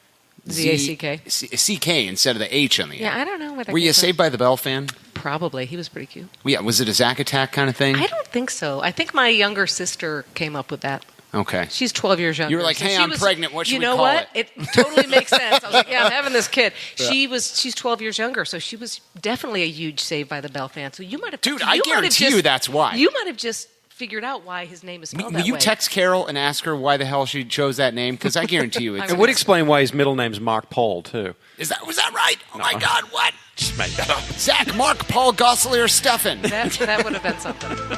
Wow. We've uncovered the truth here tonight. I feel great about this interview. Now, talk to me about that. I do this coughing thing. It's it's very funny. Morgan Hughes has coughed into the microphone. So he never presses that button, so I have to do it. Greg, are you talking again? Great to have you back. What do we do with the tire? Back to you, Morgan. Okay. So talk to us about what the crew means to you. Now, this is you really got to come up with something good here because, you've been calling it crew the entire time. You've accumulated at least $96 in Wait, fines. you just said crew without saying it crew. Yeah, he said... Yeah, it's a good thing The it's not written. question says What does the crew. crew mean to you on the screen? Are you kidding me? I clearly said crew SC.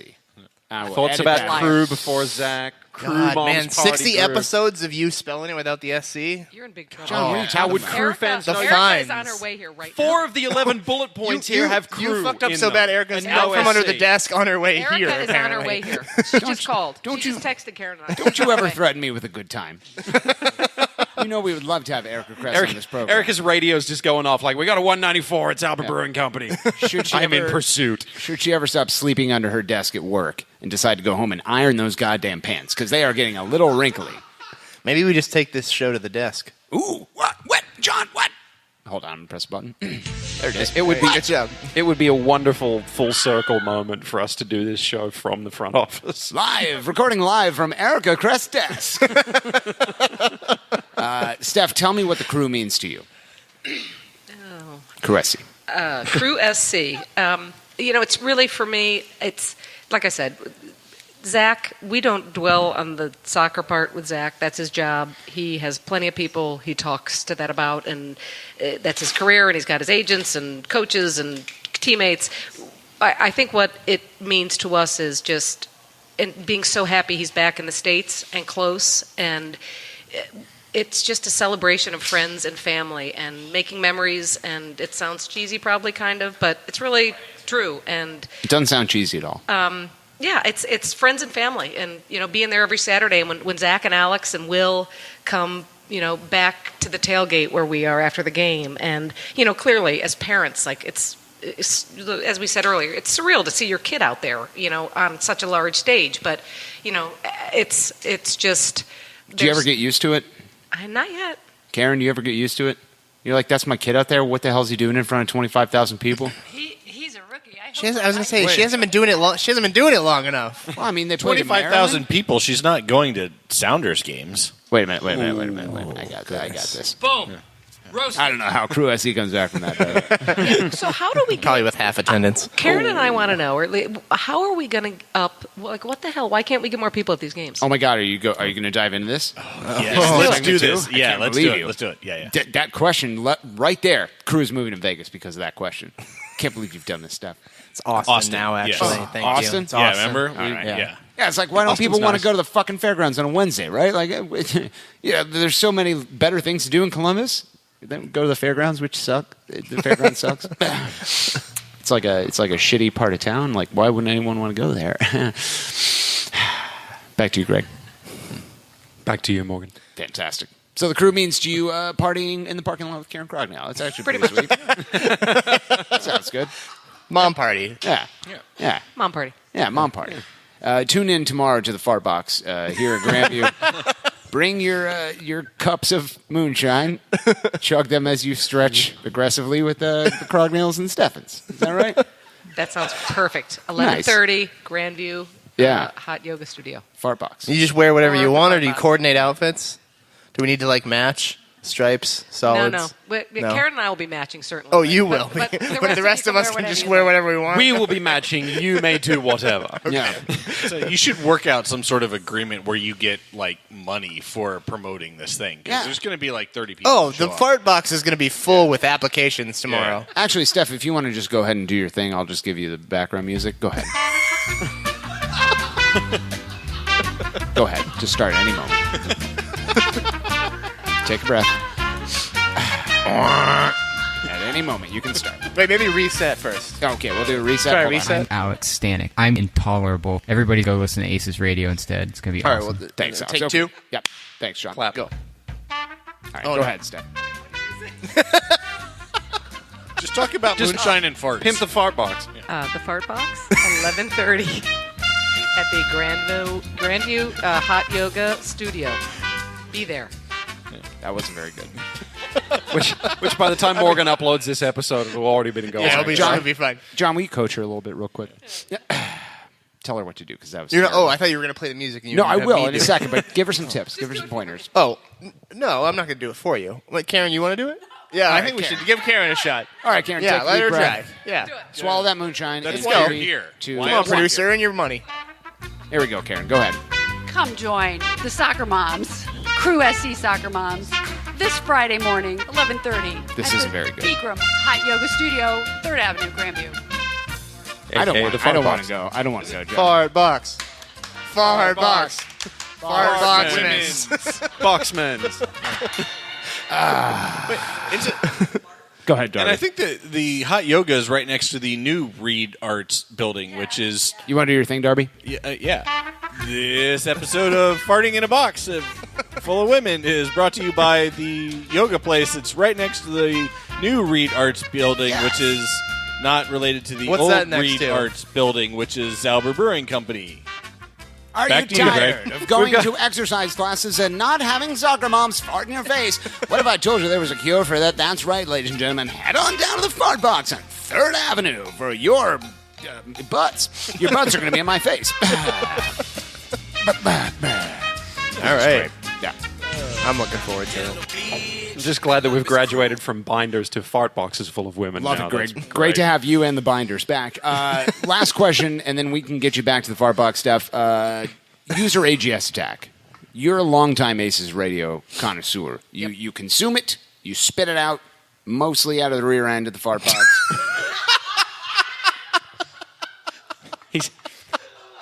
With all that moonshine, it's probably flaming, Steph, too. he takes a premise and he runs with it. Remember when Olean potato chips came out, John, and it was like may cause loose stool, and people were like, yeah, no, I'm willing to take that risk. Lighting farts on fire is a lot easier when you're full of moonshine. It's trust like me. that. Yeah. It's like that. You're like, oh, well, the Doritos were kind of delicious. But I got aggressive loose stools, but it was only like half the calories, so it was worth it.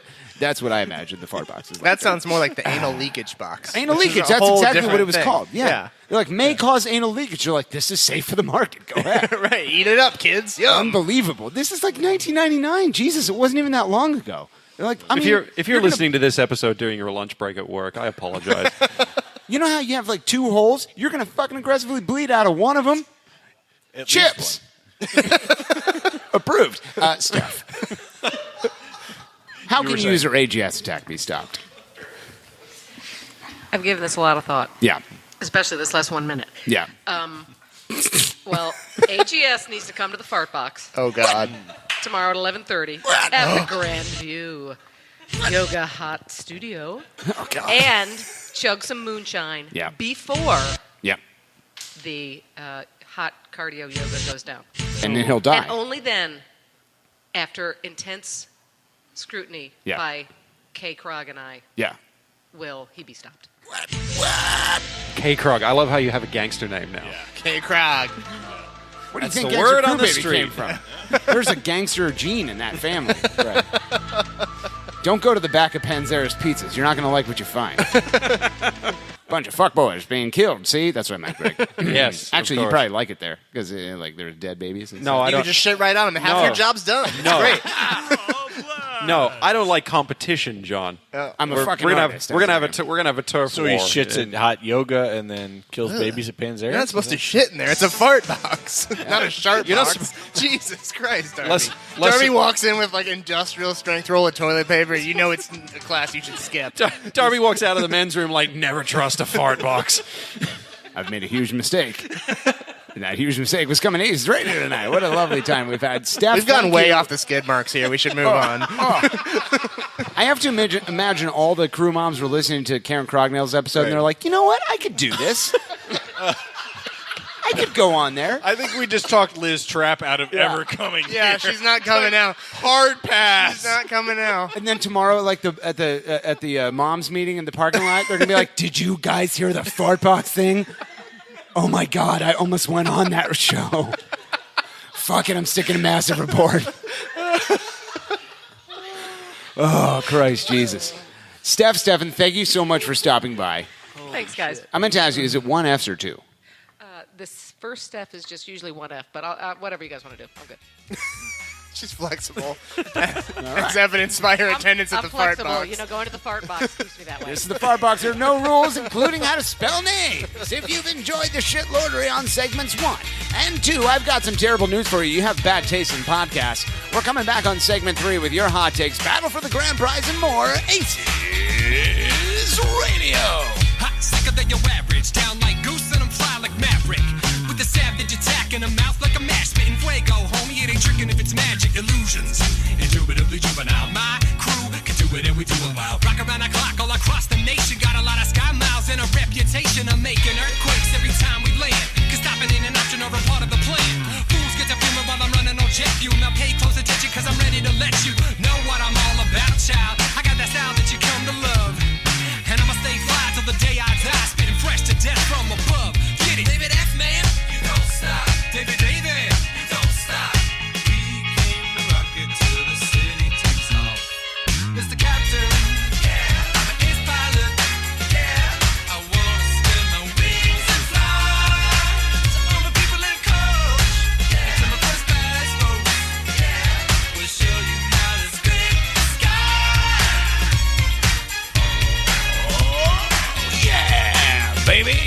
ignorant slots, shitlords, and celebrity fans alike.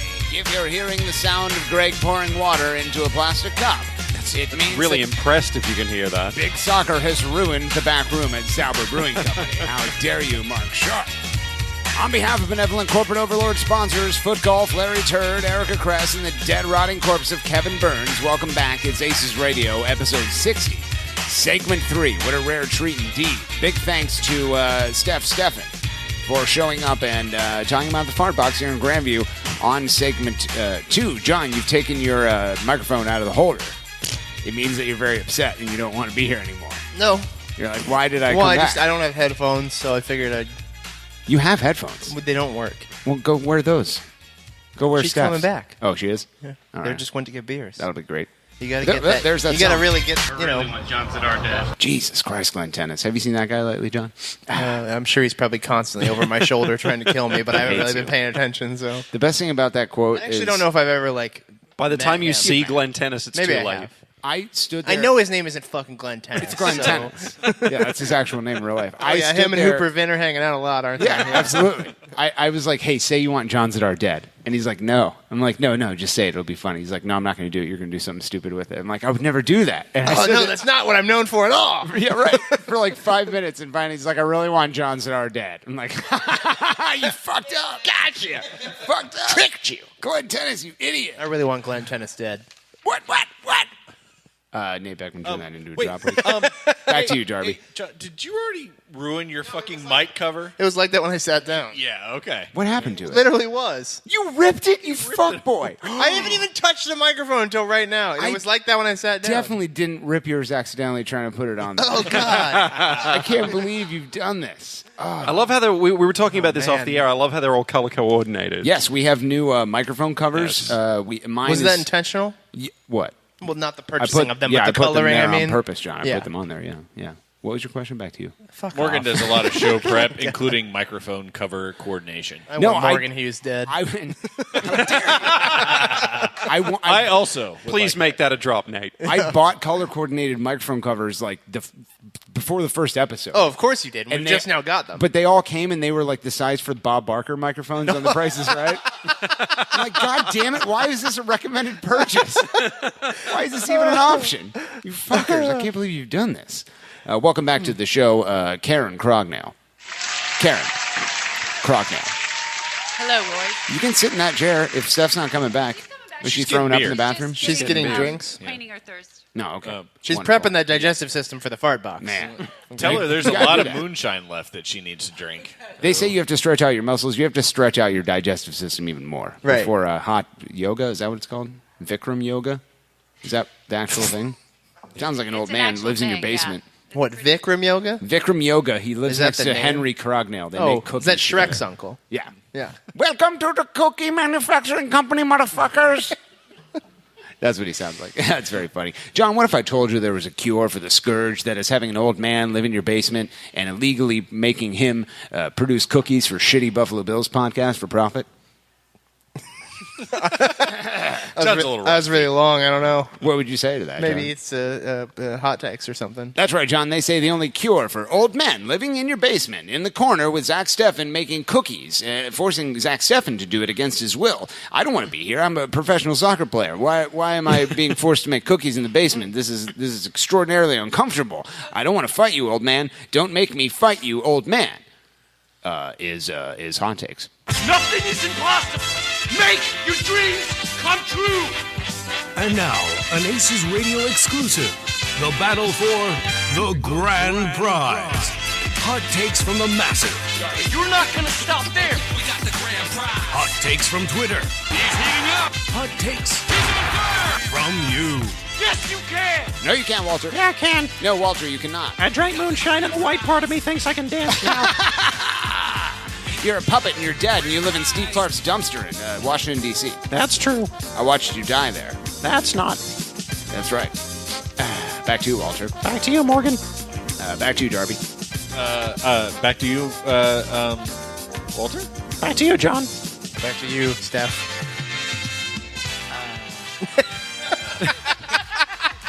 Well, there's where the hot potato fell. There. Steph, you want to do your thing? Go ahead. Fart box.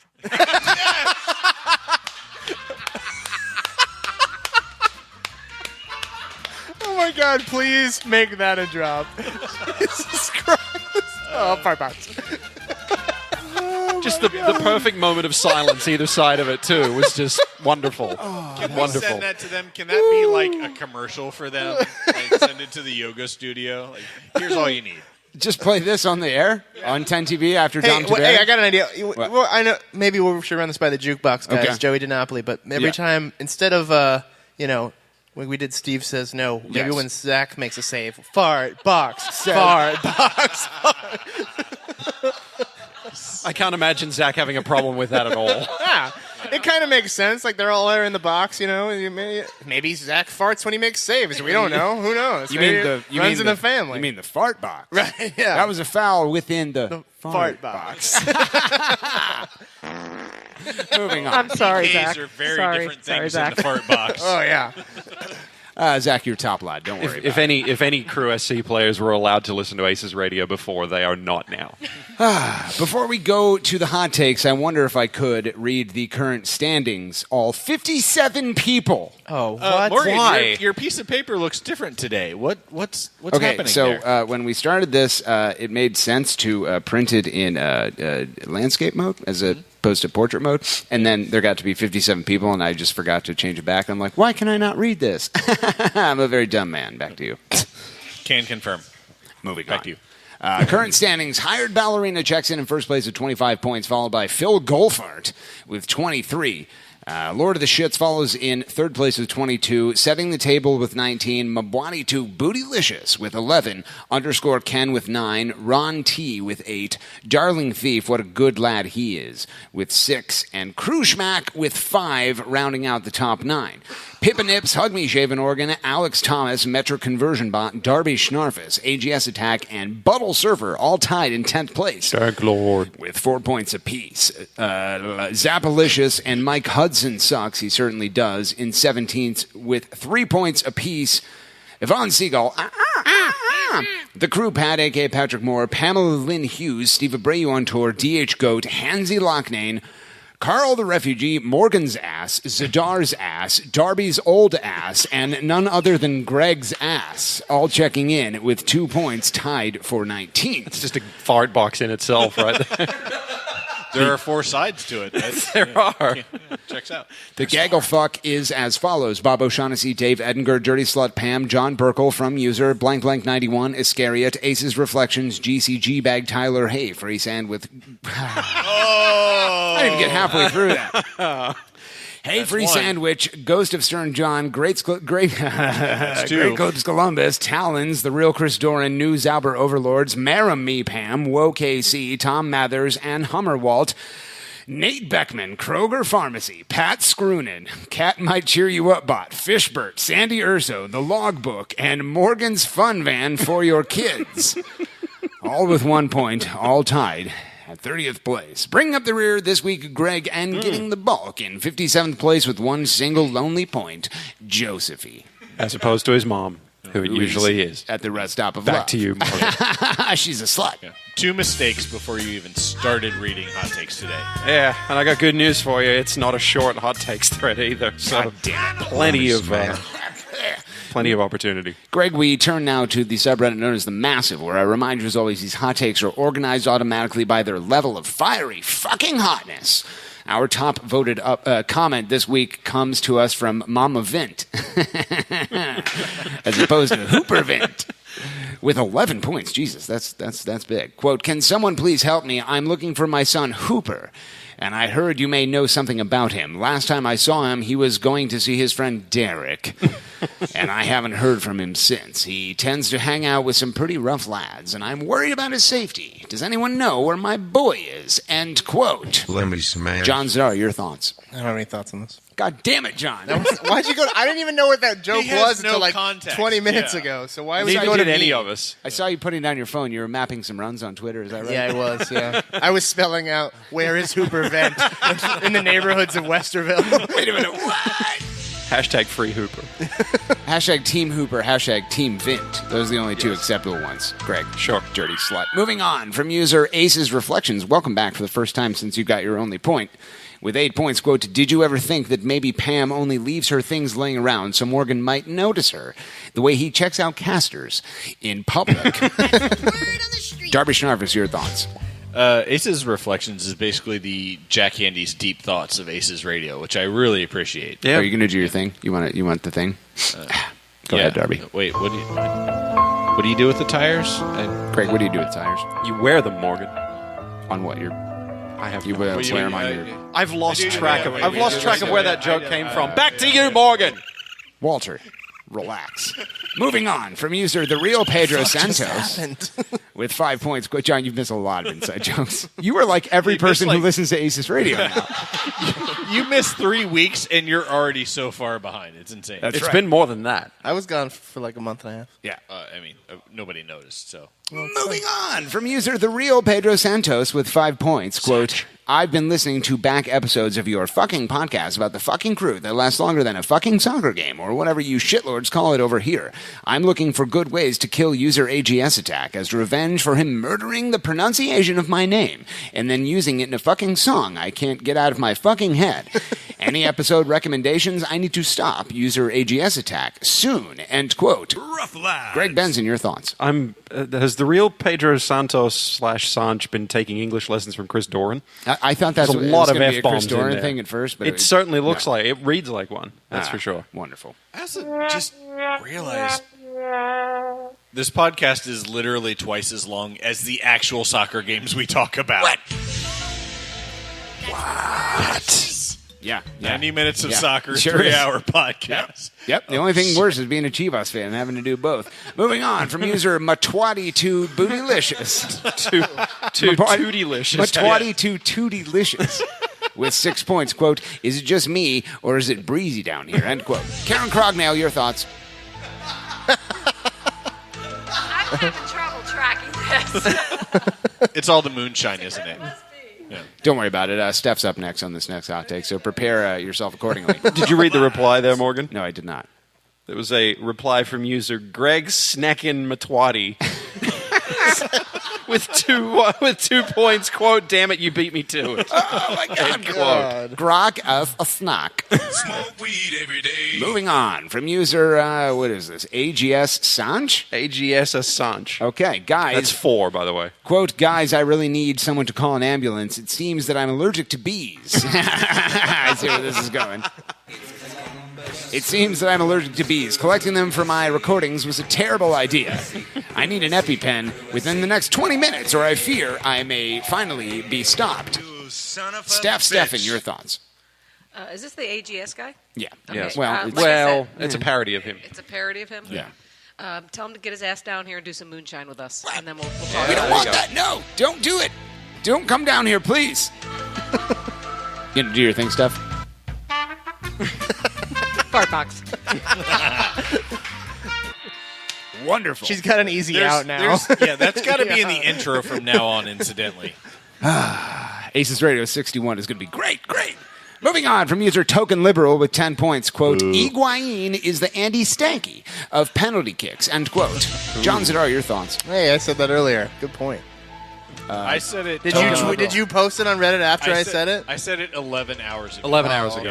Okay. So it might have been at the beginning of this episode. Who even knows? Yeah. Probably about halfway through. Yeah. Let me smash. Moving on from user Jones3619 with 4 points. Quote, I like P. Santos. End quote. Just do it. Karen Crognell, your thoughts? I like P. Santos, too. I was pretty excited Just shitty to hot see take. him play. He was good. I was excited. I was. Can you give me something more than that? God damn it, we knew you were excited. We saw what you were doing in the parking lot. We saw you chugging moonshine. We knew you were excited. He speaks good English? Oh, yeah, his interview with Artur actually was really entertaining. He's already fitting right in. I was impressed. And Artur, too, his English has improved a lot. Are they actually like answering questions in English, both of them? They were like interviewing each other Yeah, today or Artur something. interviewed Pedro, and it was... They were more cognizant than the mom tailgate on Moonshine. No so, shit. I mean, like that's like a twin language that like you like got abandoned on like an island with another baby, and you like grew up and you're like, "Puh." That's what the mom tailgate sounds like. no one understands them, but they understand each other. Yeah. Yeah. They think they do. The four of you, like you guys have your You guys have your own language. You calling us moms? At the mom tailgate, we have our own language. Yeah. Drunk moms. They're calling us drunk moms. I can't wait for Drunk mom's moms. radio. Yeah. We do the same thing you guys do instead of like yoga. It's crystal meth. Well, we've been talking about starting our own podcast. What? Yes. What? Yes. Yeah. You know what? I'm out of here. I'm Darby, don't you do it, you sack of shit. I'm with them. Fuck you. Now, in true... we found Hooper Vince's mother. I'm okay with that. In true... Morgan, you can come because you have a girl's name. So. Oh, you birthed something. I can't believe you've done this. It's not like I've been called a girl for 35 years. It hurts in my heart. Moving on from user Zip6 with 6 points, a.k.a. Steve Abreu on tour. Quote, I've been giving this a lot of thought, and I'm willing to accept that Greg Benson did not take a dump at Talon Energy Stadium, provided that Greg is willing to agree that he sat down to pee. Hashtag hands-free tinkle time. End quote. Yeah, that's pretty good. Greg Benson, your thoughts? I will concede that point because I was very drunk and standing up was a difficult endeavor in that particular instance. So, yes, Okay. it happened. Magic sit down peepees? Magic tinkles. I don't know. Tinkles, obviously. Oh, yeah, he literally said that, my bad. Yeah, hashtag hands-free tinkle time. It still almost took like 5 minutes. Yeah. That's great. That's great. It did. Everyone loves that. Yeah. Roasted. Moving on from user Lord of the Shits, a.k.a. Jonathan Masseller, episode 59, celebrity guest with 5 points, 3 points. That's the number 3. I'm good at reading. Quote, Dear Diary, I was invited onto a recent episode of ACES Radio. I was quickly concerned as once they knew I was there for the podcast, they took away my beer glass and replaced it with a plastic cup. It was clear to me that we still aren't allowed to have nice things as Crew SC fans. I persisted, nonetheless. I had to sit next to an assumed convicted felon, as all Australians are, named Greg. I recovered, Greg. Don't worry about it. I'm giving you a point for that. Nope. No, probably not. Who probably got into the Crew SC by serving time with John Clem. Greg also refused to use the restroom during breaks and said he was saving up for later, whatever that means. That could mean more than one thing now, actually. It's because you shit on kids who kill him. That's probably why. But also sits down to pee. Despite his growing animal fetish in the later hours, he was a nice Sanch. Across from me was the one they call Darby, an older gentleman who even had a headset that works with his hearing aids. God, you're so fucking old! I can tell he was older because he kept talking about politics from 50 years ago, trying to warn us about the Russians, speaking out against racism, and fighting the Nazis. On second thought, maybe he isn't old and was just talking about the past 30 days. Boom, roasted, Trump. Dirtbag. Finally, I was able to meet the celebrity fan Morgan Hughes himself, to my surprise. Morgan is a boy, despite his girl's name. History with vagina wash and tendency to throw his scarf like a girl.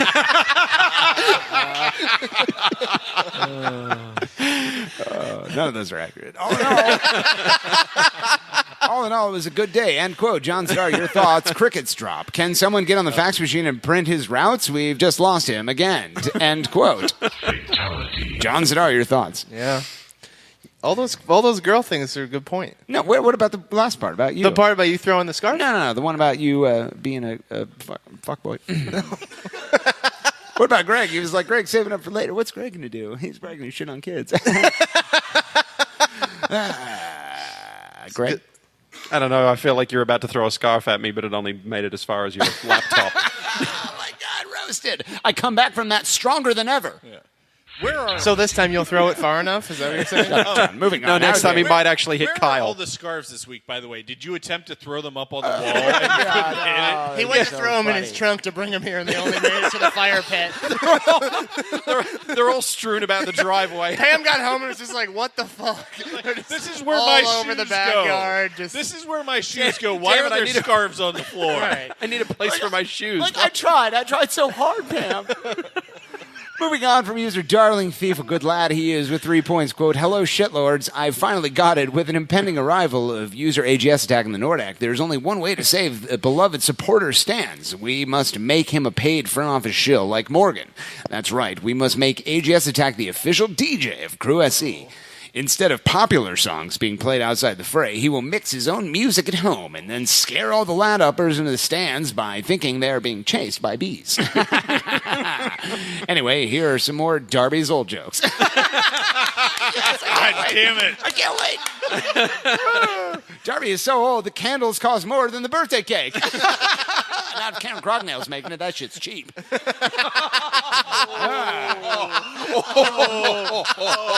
has a sad face. Roasted.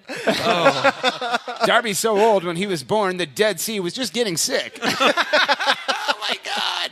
It hadn't died yet. That sea is very old. Darby's so old, his birth certificate says expired on it. Because you're dead and you're old. Darby's so old, when Moses split the Red Sea, he was on the other side fishing, yelling, "Hey, we're fishing over here." Darby's so old, he DJ'd the Boston Tea Party. Darby's so old, he went to an antique auction and 3 people bid on him. That is so good. Darby's so old, his blood type was discontinued.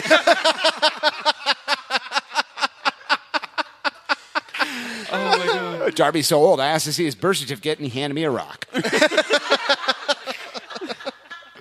Darby's so old that he knew Burger King while he was still a prince. What? Roasted. That's actually a restaurant, Darby. You knew that restaurant but when it was a younger restaurant. That's funny.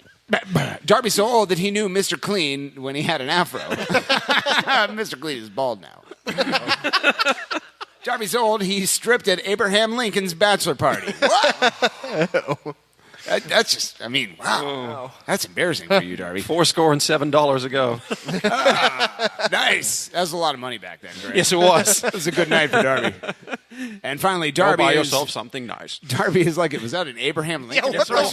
Yes, it was. It was an attempt at Abraham Lincoln. I have no idea. Generic old man voice. Yes, it was. A generic old politician from the 19th century. I've seen a lot of Abraham that's Lincoln just videos. my voice, Greg. Yeah. I've seen a lot of Abraham Lincoln videos. That sounded exactly like it. I don't know where I was going with that. Darby is like a fluorescent light bulb. He's old, but he gets the job done. Hashtag pandering for blood points. End quote. Yeah! Salon box! Oh, no. It's a good lad. They're Everyone's all clapping. doing it. Except John. Karen and Steph are doing it for some reason. I know, but it took like 10 claps to everybody get on cue. Well, That's right. And you he's still going, anyway. huh? Yeah. Okay. Sam Malone. Sam who? Sam Malone. Only old people get that joke. Diane Chambers. What was her last name? Kirstie Alley. Oh, this is long enough. Let's go. George Wendt. Moving on from user Sean Bolt's Zero. Those are a bunch of people from Cheers, John. Oh, okay. That was a show that was on before you were born. From From the Sean. prequel to Frasier? Yeah.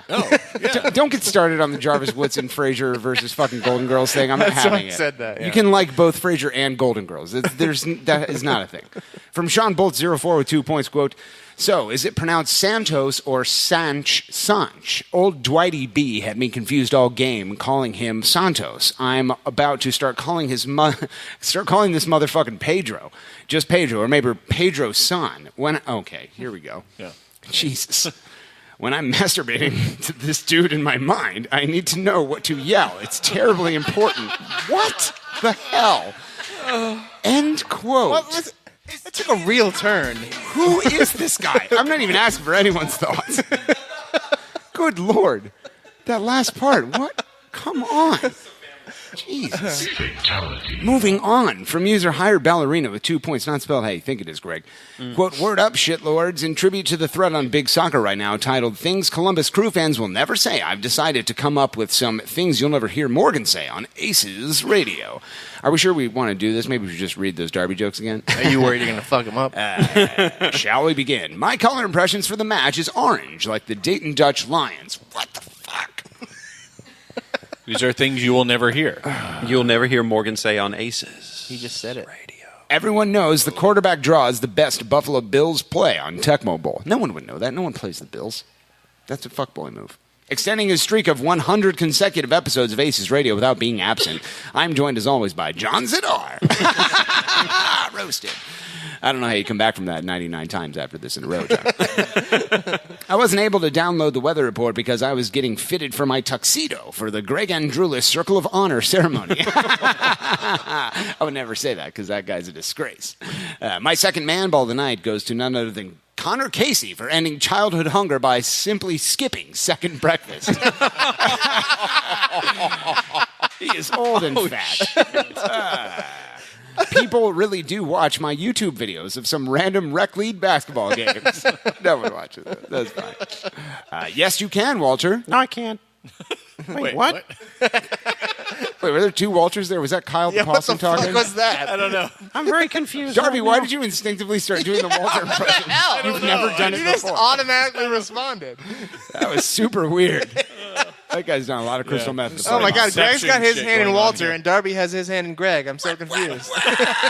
That's an incredible reach across this table. Only to the first knuckle. Come on now. It's spelled. It's called an elbow, Darby. It's spelled like you think it is. I've just been mispronouncing it all these episodes. No, I'm a great reader. Last weekend, as Derek and I were fishing, we had a very emotional and bonding conversation where I told him the truth that Chris Doran is in fact his father, but also that I am his mother because I gave birth to him from my butt.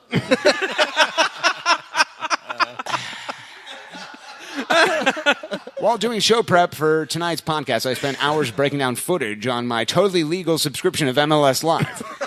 I really think the game changed in favor of the Crew when Berhalter switched up the tactics and pressured New England's back line with targeted passes over the middle.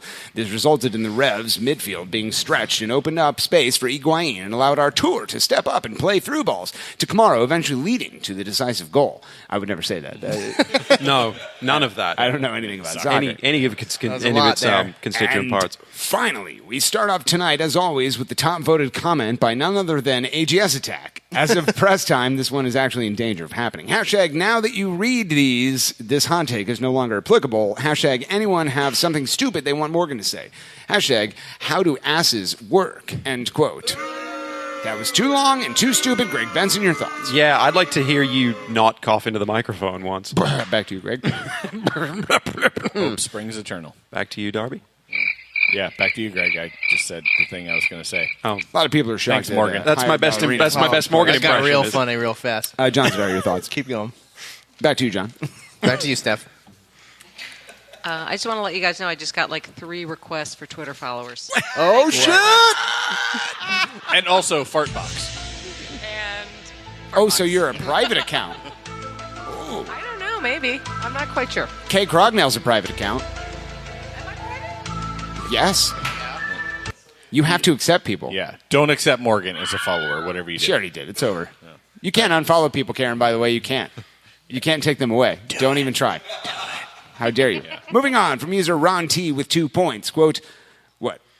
Account suspended? Wait a minute. Hold on. We interrupt this regularly scheduled Buffalo Bills podcast with this bit of breaking news. We go now live on scene to the fake wet boy, the absentee amateur artist himself, Captain Jean-Luc Zadar. Yeah, John? I just looked up at Stef Steffen, and it says that your account's suspended. What? Is that you? Probably because I've got so many new followers after tonight. Well, if you that tweet about can't things handle other than the activity. fart box, you That's wouldn't not have how, gotten in that's trouble. not how Twitter works. You don't get suspended for being popular. That person's got a lot of followers in a short span of time. We better ban them. Shut it down, John. That's how it works in my world. All right, moving on from user Ron T. Quote, we all know what it means when Columbus is playing Los Angeles and Dallas. That's right, it's ACES Radio Blood and Urine Rivalry Week. And man, let me tell you, we have some great off-the-field rivalries to go with the footy games. Thursday night features the newer rivalry of John Zadar, a.k.a. Ron Zubaz, against the clock. Will he even show up, let alone on time for ACES Radio? Probably not. Whoa, you're already wrong. God damn. This guy's not getting any points. Friday morning sees another battle against time. Darby in his fight to make it through another day at his extreme age. You're very old. This super centenarian? Is that what that is? Wait, say it again. Super centenarian? Is that right? No, I think that's actually right. I think it is. Right. I think it is. I'm prepared. I'm prepared to actually Greg, take I'm off a confident point. about the super part. I know that word. Yeah. Yeah. The super centenarian. Yeah, this super centenarian. I'm actually willing to deduct an error for that. I take 1 point away from you. That's You guys not how it giving works. each other points now? How any of this No, we're works. doing it right now. Greg gets no point. He gets a -1, John. Oh. Back to you. All right, gonna no read this? points. All right. Great. The super centenarian will once again wake up and put on his suspenders and dentures and go out to face another day. Already immortalized as the third drawing from the left on the evolutionary chart. Can this man possibly survive another day? Right now, it doesn't look good. Darby's very old. Friday night, we'll again see the classic match of Morgan Hughes against his commitment anxieties. What the fuck? Will his engagement to dirty slut Pam survive the night? Will he finally acknowledge his son and his parental responsibilities? Could he finally admit his real love and admiration for Walter the raccoon? We will know soon on Friday night. One thing is for sure. There will be a lot of tears and a lot of beer. Saturday morning, Crew FC supporters will reenact the classic supporter group wars. Grab your stolen banners and strawberry stuff for this ultimate LARP fest. Whose side will you be on? Personally, I will be supporting the Gem City Squadron, proud supporters of the Dayton Dynamo Soccer Club. Sunday is the true matchup everyone is waiting for, the podcast wars. That's right, the real rivalry of Aces Radio versus the Massive Report. Come watch Morgan the Molester Hughes. God damn it. John the Dampness Sadar and Greg Shit King Benson take on a random person holding a speakerphone. Oh, their podcast is garbage. That's why that joke is funny. Even they called me a molester. I'm all right with it. Well, that's all the activities. I am, for one, looking forward to Blood and Urine Rivalry Week presented by the Mini Tailgate. Hashtag Darby is old. Hashtag Massive Report. Can you hear me now? End quote. Greg Benson, your thoughts? Yeah, I'm eagerly anticipating this one. Oh, is that Supporter right? Wars. I mean, looking forward to that. Whoever it is that happens to be holding the speakerphone. You know, I there was a part in here that I wanted to repeat just to see who might turn up, and that was something about strawberry stuff. That's right, strawberry stuff. Strawberry stuff. Oh, Katie Mitchell, everyone. Did you say strawberry stuff? Katie Mitchell, welcome back to the program. It's been a minute. Strawberry stuff? How you been? No, that's moonshine. Should I drink all that? No, please don't drink it like you drink your strawberry stuff. Too late. How you been? Pretty good. How's DC going? Oh, it's lovely this time of year. I heard that Michael Parkhurst is your second leading scorer on the team with 2 goals. He is, and so Steve Clark's back. Oh my God! I know. Don't you love even that get guy. me started. How excited is Ben Olsen? Oh, he's just been raging boner. How all the time? All the whole the thing? time, constantly. Did you ask him to get it checked out? No. Well, you should. It's fine. Like the commercials say, if it lasts for longer than 4 hours, and that's the DC United season. Oh, it's 4 hours? Yeah. I thought it was for a week. If your DC United season lasts just longer than signed 4 hours, the other day. Get it checked out. Katie Mitchell, everyone. All right, bye. Thanks for stopping by. It's a shame you have to go kill yourself. What? No, you're fine. You're fine. Moving on from user Ghost of Stern John with 2 points. Quote, so I was in the market for a new car recently, and I thought I'd upgrade to a shiny new Acura on Monday. As I walked into the dealership, imagine my surprise when I'm greeted by none other than rock legend and part-time pundit Alexi Lawless to upsell me the Continental Tire package. I agreed to the package, but only if he'd share Siggy's secrets for Wednesday's game. He declined, and my interest waned, until I was approached by another saleswoman curiously named Joe S. Fee's mom. Joe S. Fee's mom. While trying to figure out why someone would name their daughter that, I was then distracted by the airbag options, and she flaunted, and I and said I should take a test drive with her. Needless to say, her sales pitch was a success.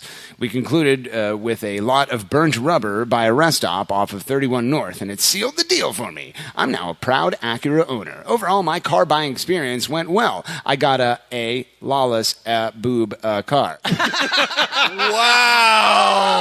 Oh my God! Karen Crognell, your thoughts?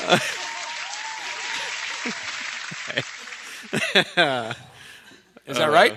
It's good. Wonderful. You're laughing. That means good things. Darby Schnarfers, your thoughts? Oh my God, that was the most amazing setup for a punchline I've ever seen. That's commitment. That's fantastic. Who even thinks to make that? Wow. You start with the funny pun and then you work backwards. Ghost of Stern and then just John. apparently never stop.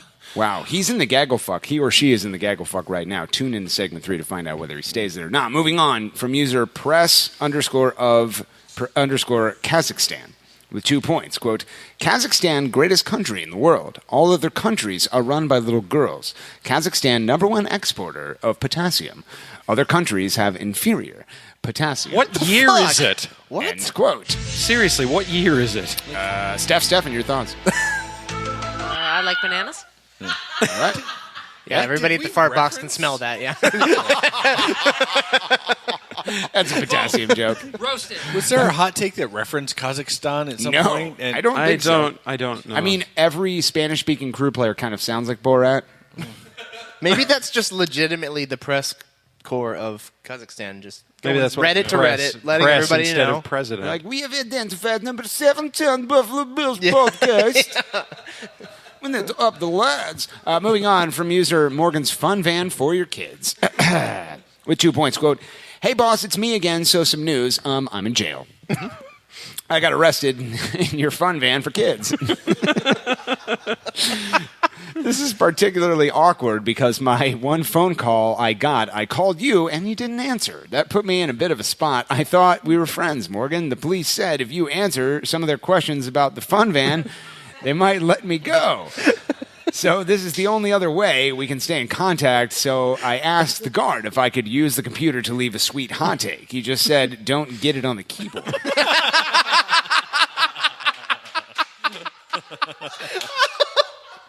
They put the bail at $10,000, or they said if Pam came down for a conjugal visit with all the guards, they would let me go.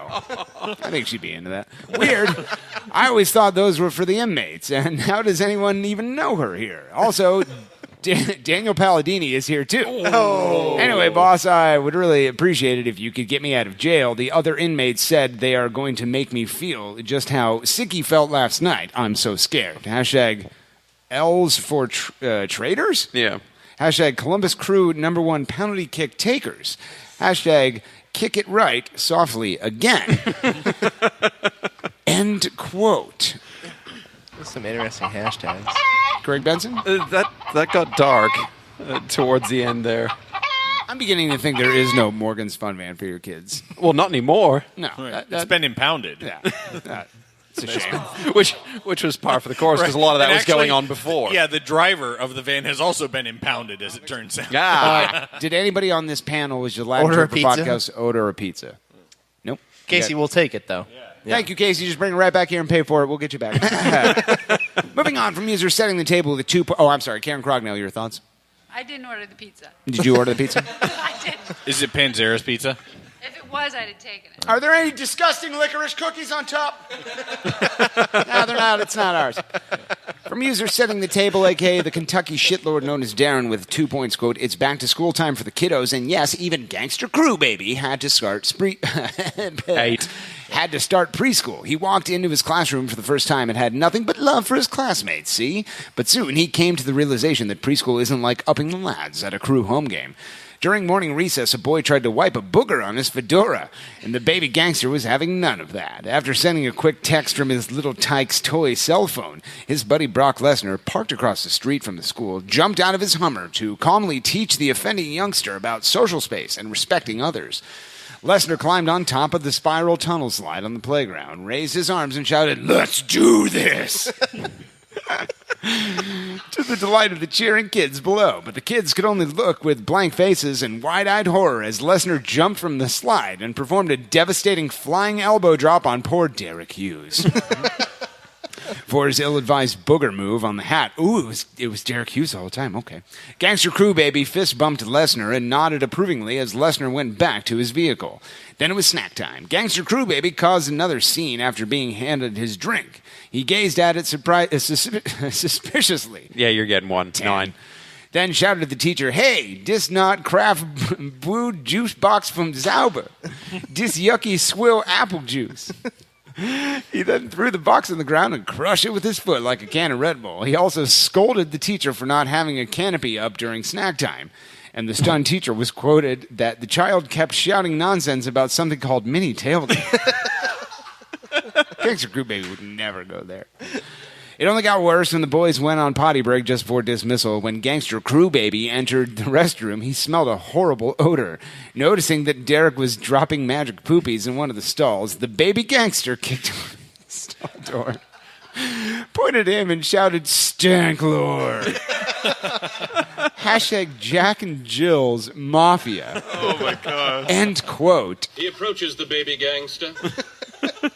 Darby Schnarfus, your thoughts? Can we send a video crew along to Gangster Crew Baby's first preschool day? Because I do think that would be epic. Massive given that Supporters he already... episode 2. That's right. Karen Crognell. Episode number 2. Yeah. Can we send a video crew to Gangster Crew Baby's first day of preschool? He's still a baby. He's not in preschool yet. He actually tweeted a picture. He's only 3. Next year? Gangster Crew Baby's mother! No. Aunt! Yeah. Just say yes. Say yes to mother. I know. Just say lie. yes to mother. Just say yes. Yeah, his mother's here. God damn it! We talked about this off the air last week. Gangster Crew Baby's going to be at the mini tailgate. Is that right? Yeah. The mini tailgate? Gangster Crew Baby's fake mother. Yeah, fake mother will bring. Mother. Yeah. Mother from another Let's call mother. it dad. We'll edit this out. Don't worry about it. Just say yes. He'll be there. He'll be swimming in Stank Lake. Stef Steffen, your thoughts? I'm going to defer totally to Cake Rog on this one. All right. That's very boring. We'll edit you saying something else into this. Yeah. Probably Make fart me box. sound more exciting. Oh, you're going to do your Like thing? fart box. No, you already did it. All right. Sure you did. Yeah. Got ahead of you This there. is probably why my Twitter account is now suspended. Because I said fart box so many times. If that's all it took to get suspended from Twitter, it would be a very different world. Yeah, the president would be gone. Moving on. Oh, shit, roasted. He approaches a baby gangster. From AGS Attack with 3 points, quote, fake news, this is not a hot take. This was meant as a reply to the fake news P. Santos novelty account when it's clearly Sanch. This is not a hot take. Do not read it as a hot take because it's not this. It's fake news, sad, lies. And then there's a link to probably this song right here. Give me 1 second, Greg. I'm going to tell you a little story about a place in Columbus, Ohio called the Nord Ecca. What is this? I hate him. This is his newest It's song. the intro It's the that you didn't listen No, to. this isn't it. His link is to the Pedro Santos Oh, okay. pronunciation. All right, we'll do that one. It's Pedro. It's Pedro. Pedro Sanch. Pedro Sanch. It's not Santos. It's also not They this. scored all the goals. It's Pedro. This song has been in my head For 15 days. 15 days. I guess Portuguese is not supposed to make sense. Pedro Sanch. Response from user pronunciations bot with 6 points. Quote, how to pronounce AGS Attack, delete your account, end quote.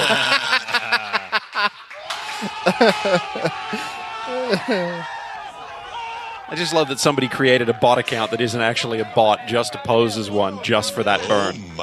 Moving on from user DHGoat with 1 point, quote, today is the first day of classes at my small Virginia liberal arts college. Make fun of Darby here. Darby's a fuckboy. Where I teach history, I was running later than Zadar, so before one of my classes, I printed out the course roster with only a cursory glance at the names. About halfway through calling roll, I got to someone whose last name is Moek. The names are printed in all caps, and I started to say it in Nancy Duca's voice before catching myself. The students looked at me with even more contempt and derision than usual. All that to say, I hate you all, and I'm going to fail all the little 11. bastards in this class. I didn't zoom in. Yeah. See, yeah. Speaking of people who That's should be actually a lot easier. failed from classes, Morgan. If you have to zoom in on the text on your screen, then that means you need glasses. John, I'm a Morgan. very young lad. I would never need glasses at this age. How dare you? Bifocals at this point. Shit. They're called readers. When you first get glasses, they're just called readers. You're like, hey, how old were you when you got Back in glasses? the Like, 40s, well, I they got were called readers that. in 1907. Because apparently you can go to CVS and get readers. I don't know You're who not that. I don't really- know who that is an impression of, but they need to hang out with my Abe Lincoln sometime. It was Margot Kidder. Oh, okay. You're about to get a fucking lap dance, Sonny Jim, see? I'm a sex symbol from the 70s. I'm Margot Kidder. Everyone wanted to have sex with me, apparently, in 1977. It's funny because she's disgusting, John. Hashtag up the Finches. Hashtag Mwek. End quote. Moving on from user Ann Hummerwalt with 1 point, quote, iTunes and SoundCloud just announced use of the PAR, the podcast audio review. They actually did. That's true. There are 4 types of podcast errors that are reviewable. Number 1, when Morgan misreads a word. Oh, man. That's very specific. There was an entire rule dedicated just to you. We're going to get 37 reviews There are per like game. hundreds of thousands of podcasts in the world, and there's one rule dedicated to you. This software is going to be working overtime tonight, John. Jesus. Mistaken identity of podcast host. Inappropriate jokes about Chris Dorn or Josephine's mom. And finally, improper giving of man balls to the undeserved Justin Merman. Fuck him. The PAR may review a play as long as the podcast is in the attacking phase of recording. In other words, as long as the podcast is moving forward and not on a tangent or off the rails, the PAR will signal that the podcast is under review by dragging keys across the table. There it is. Oh, he's doing it. And then he dropped them.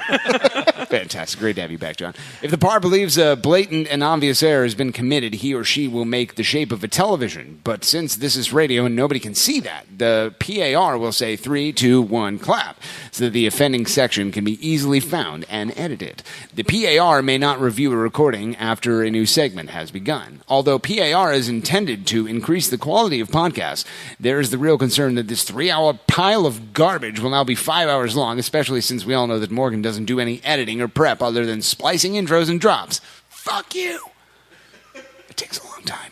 As I was typing this, I received the $10,000 donation Crewzers FC FO meant to send to Pro for last night's VAR calls, so you're good. No recordings will be under review today. End quote. Let me smash. John Starr, your thoughts? Yep, that means it's under review. Darby Sharpie's your thoughts? Yeah, no, that's great. You want to share your text message? Yeah, I was. He's having an old man moment. Yeah, Just no, let it. It'll come to him. Yeah, text message from Twitterless Kristen. Okay, here we go. Did you say Stef Steffen? Is that her married name, or are her parents assholes? I apologize on her behalf. I don't know how Stef Steffen comes back from that. No comment. My parents kind of could be assholes sometimes, but I married into that shit. I remember when Gangster Crew Baby was going to come to the mini tailgate, and then Darby's stupid, dumbass girlfriend roasted Stef Steffen, and Karen was like, I'm not bringing that baby over to that shithole tailgate. You want to roast my friend? Guess what? No Gangster Baby for you. That was an impression of Karen Crognell. Sounded just like her. I thought it was her. Yep, absolutely. Smoke weed every day. Moving on. Final hot take of the night from user Zappalicious with 1 point. Quote, His High Holiness Crew Cat, praise be upon him, help us if VIR is implemented for ACES Radio. Not only do tens of listeners on Periscope suffer through the Buffalo Bills chat live, but it's sent out the next day in a horrifyingly long podcast. I can't imagine all 4 ACES Radio fans suffering a worse fate than repeatedly listening to ACES Radio episodes, especially if one were to start listening all over from the beginning. Hashtag Greg shits on kids. Hashtag Morgan is Derek's dad. Hashtag Darby is old. Hashtag Zadar is MIA. End quote. What? Greg Benson, your thoughts as you shit on a kid. Yeah, I mean, I guess. 4 hashtags, and mine's the only one that's not true. Christ. Oh, well, interestingly... Go ahead, Darby. Reply from Hired Ballerina. The pattern is 3 hashtags, not 4. What does that mean? That means one of the hashtags did not belong. There's 3 of them. Mine. Mm-hmm. It's probably the one that was talking about me. Are we done? Yep, John, that's actually the last hot take of the night. We have blood points to give away. John Zadar, you have 1 point to give away. Goes to the following user, my friend. Oh, I really enjoyed those Darby roastings. Was that Darling Thief? That was the lad known as Darling Thief. You can have mine. Darling Thief. A top lad. Darby Schnarvis, you have 1 point to give away. Goes to the following user, my friend. Oh, see, I'm really torn. So I really appreciated the Ghost of Stern John setup. Oh, yeah. Yep. But, no, my blood point this week goes to Phil Goldfart. Even though he's out of the running, I still want to keep him up there. He's out of the running? Yeah. Why? I mean, well, he retired. Yeah, he basically retired with his rap. But no, Tune in to episode 59 to find out. Yeah, I'm not going to do that. All right. Yeah. Karen Crognell, legend of ACES Radio, you have 2 blood points to give away. Oh, 2? Yeah, that's right, goddammit. Okay. You better bring that gangster baby over to the tailgate. He's trying to lure you back in. I will. I'm going to give 1 to Lord of the Shits for his Dear Diary. Yeah. Especially because I related with the old man in the basement and the cookies to the hearing aid and the headphones. Yeah. Those are both real things. Resonated with my I'm life, sorry, so. come again? I didn't catch that. And then my second blood point I'm going to give to Stef Steffen. Okay. To do with what you will. All right, Stef Steffen, you have 1 blood point to give away. It goes to the following user. I'm going to give that to myself. Rough lad. Wait, you can do that? Yeah. Wait, that does leave an interesting possibility for next week. It does not, Darby. Don't you abuse the system, or you will be abused yourself by the system. Greg Benson, you have 2 blood points. Go ahead. Yes, my first one is going to go to Zip 6 for the completely plausible scenario of me being drunk in Chester. Yep. Second one goes to setting the table for making you say quaff blue juice box like the priest from The Princess Bride. Son of a bitch. I hate that guy. Is that all? I only had 2, right? No, is that right, John? Oh, yes, me? Yeah. I don't know. I haven't been here. I don't know who has what. What does he do with the tire, John? In a tie? Yeah, the tire. I don't know what that is. It's a joke from you put on your car. Yeah. Greg, what do you do with the tire? You put it on the other Okay, Greg, wheel. you're very funny. Everyone loves you. My first blood point goes to Darling Thief. I don't want to, but God damn it. Yeah. He keeps doing hilarious. He should keep he's that up. really funny. He should be a stand-up. He's a top lad, John. Yeah, he is. My final 2 blood points both go to Zip 6. To both of them? Both of them. For Greg sitting down while he pisses at Magic Poopy's game. Greg Benson, your While he thoughts? tinkles. Yeah. Go ahead, Greg. Your thoughts? What do you do with the tire, Morgan? You want to do your thing? No, it's all right. Go ahead. Back to you, Greg. Greg, back to you. Back to you, Greg. This edition of Aces Radio is going right back to Morgan. I'm sorry, Greg. We don't have time for this. Ladies and gentlemen, thank you for joining us. Another battleground, whatever. And you already know, so let your head nod throughout the outro. Now Mercifully over. It's only 10:05, John. It's a very long outro, by the way. Have you missed this? Have you missed sitting through these long outros? And No, I didn't miss this part. You love it. Don't talk over the outro, by the way. Drink some more of that white lightning. Oh, is this water? Yep. Yeah. Oh, yeah, Katie Let me Mitchell. chug that on my run. Yeah. It's actually like, can we shut this thing up? Jesus. Straight up hooch like that is, I believe, called white lightning. This reminds me of a story of when I got married. Yeah. This doesn't involve moonshine, but my husband, his best man was his younger brother. So we got married. We were partying for our, after the wedding.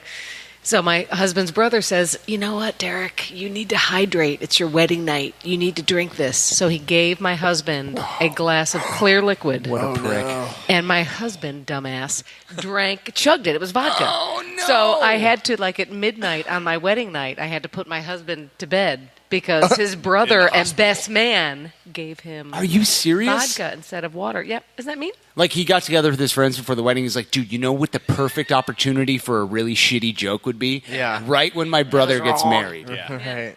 Like, no, Let's dude. not ruin his wedding night. Can that be a thing? Well, you shouldn't do that, though. But imagine Yeah, that's fucked up. imagine how great it's going to be when he chugs vodka and then vomits at his wedding. Although, guy's- let's also say it doesn't take that long to notice you're drinking vodka Yeah. instead I think of water. my husband is absolutely equally at fault. Okay. Yes, absolutely. And once you take the first sip and it first passes sip, your lips, it's like, yeah, wait yeah. a minute, This this isn't water. Yeah, they changed the materials and Aquafina. Speaking of chugging clear liquids like that, yeah, Maybe Jess. the water's at the bottom, he thought. Right. Maybe I need to chug through the vodka to gotta get get to down the there. water. Yeah. That's how alcohol works. Right. They separate. They always say the alcohol Sits on rises to top, the top. yeah. Right. Yeah. And so does the cream, Darby. I believe that's a saying from your youth because you're very old. No one knows when that term started. You're fucking old. We have score predictions to update. We have 2 games, in fact, Greg. Orlando City on Saturday. Greg Benson, the Hollywood racist. Yes. You said the most likely outcome was a 2-2 tie. Mm-hmm. That was very far from being true. It was actually a 1-1 tie. Far-ish. You get 5 points. May God have mercy on your soul. I don't believe in God, Morgan. You know this. Darby, love that joke. Great to have you back. Darby Schnarfus, a.k.a. the fake Ron Zubaz, a.k.a. John Zadar. You said the most likely outcome was a 2-1 Crewzers FC victory, you ignorant slut. You dirty fool. I got half right. You idiot. It was a 1-1 tie. You get 0 points, and may God have mercy on your soul. Morgan Hughes, continuing champion, the guy who's best at this. Everyone's saying he's like the Larry Bird of predicting scores for crew games.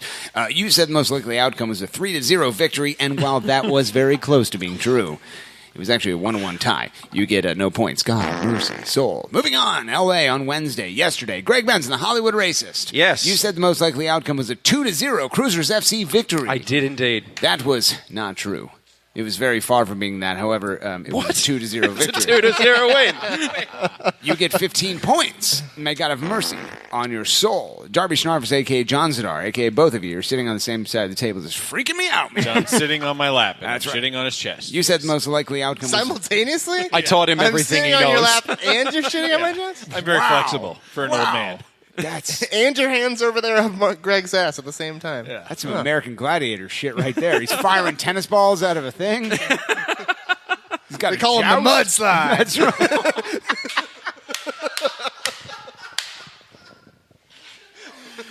up next week on ACES Radio, probably Ryan Cock replaced by, they call him the Mudslide. Darby Sharvis, you said the most likely outcome was a 1-0 Crewzers FC victory, and for 89 minutes. Dude, yeah, that seriously, was true. So close. That was true for 99% of the game, including all of the VAR breaks. Until the 90th minute, you were right. However, it was a 2-0 victory. You get 5 points. May God have mercy on your soul. Moving on to Morgan Hughes, a continuing champion. Greg, now, before, yes, because I am going to have something to say about this. There was, as we know, the midweek games are almost always discussed on Slack. The Slack channel that we have with the... This is the first time we've ever done it on Slack, as a matter of fact. Yeah, because normally you send out a group text and I don't get it. Tell them what happened. Tell them what happened. Okay, so what? Yeah, no, I don't get group text. I don't have an iPhone. I don't know how you Apple people work. I group text people with them with iPhones. I don't John, get he's them. doing a thing. I don't get them. Do a thing. Go ahead. No, I don't get them. He has a Kyocera Speaking phone of from which, 1992. speaking of things that we don't get, we did not get a score prediction didn't from send you, it. Morgan. I didn't send it to the You Slack did channel. not. I'm sorry. You didn't text it to Did anyone you either. Did you send it to anybody? No, I didn't send it to No, shit. he did not. Oh, so how convenient. But I have proof, and Darby can back me up. I've seen the video too, and there's no way of knowing that it was recorded before. What or Morgan that they did was Morgan got a laptop from work. He got in and he changed the date. The embedded This date is in right. the computer. Yeah. He shifted it back a day, so it looked like a file was created on a certain date. Yeah. Which was prior to predictions. And magically put in the correct score prediction and then pointed to the date modified to make it look like That's he had exactly actually right. picked Let up me and tell you happened. when I did that. It sounds like you should get no points. Let me tell you, John, yesterday, in all my free time, Right. Because you're on the fucking come internet. on. This is not a goddamn good way to day start your photoshopping argument shit. off when All we my all friends- know you spend most of your time at work painting banners. That's right. Oh, I'm so busy And at work, I Photoshop. wouldn't have time to fake a file Listen, or record fucking shit for a podcast Morgan, or paint the entirety of the Nordic worth of banners. You are perfectly illustrating my point. I have no time to reset my computer's fucking hard drive to go back in time just to win a shitty fucking contest. Guess what, Greg? If I finish in second place, the second place trophy's that big. I know it is. right. I know. to win a shitty contest, he says. Now, But also, John, why give yourself John a second Darby, place? John Darby, I have a Do your question. Would Morgan accept any one of these explanations from any of us? Oh, no. Oh, no. Absolutely you ran not the a goddamn snowball's chance. spreadsheet that you've been keeping for 2 fucking years? Yes, I would accept your fucking thing. I doubt could it. do But this you know tomorrow. what? But you know what, There's Morgan? been suggestions that you cheated in the past. Is that right, John? Yeah. No one likes you. You know what, Morgan? There are two schools of thought about this. I would be willing to say, you know what? I trust you as a friend. That if you say you did something, then you did it. On the other hand, We do if you're know so, if that you you're lied about if stealing you banners are- before. If you are so Created great a at this trophy whole for prediction yourself. thing, and you smell so great and are so great with kids, You won't need the points. you won't need those extra points. That you can give me a head start. You can give me a handicap and still overtake I me mean, before while the we're end at of it, the you could season. give us 15 points, too. Morgan Hughes, Hey, you I know- earned that shit. the continuing champion, you said the score would be 2-0. That was exactly right.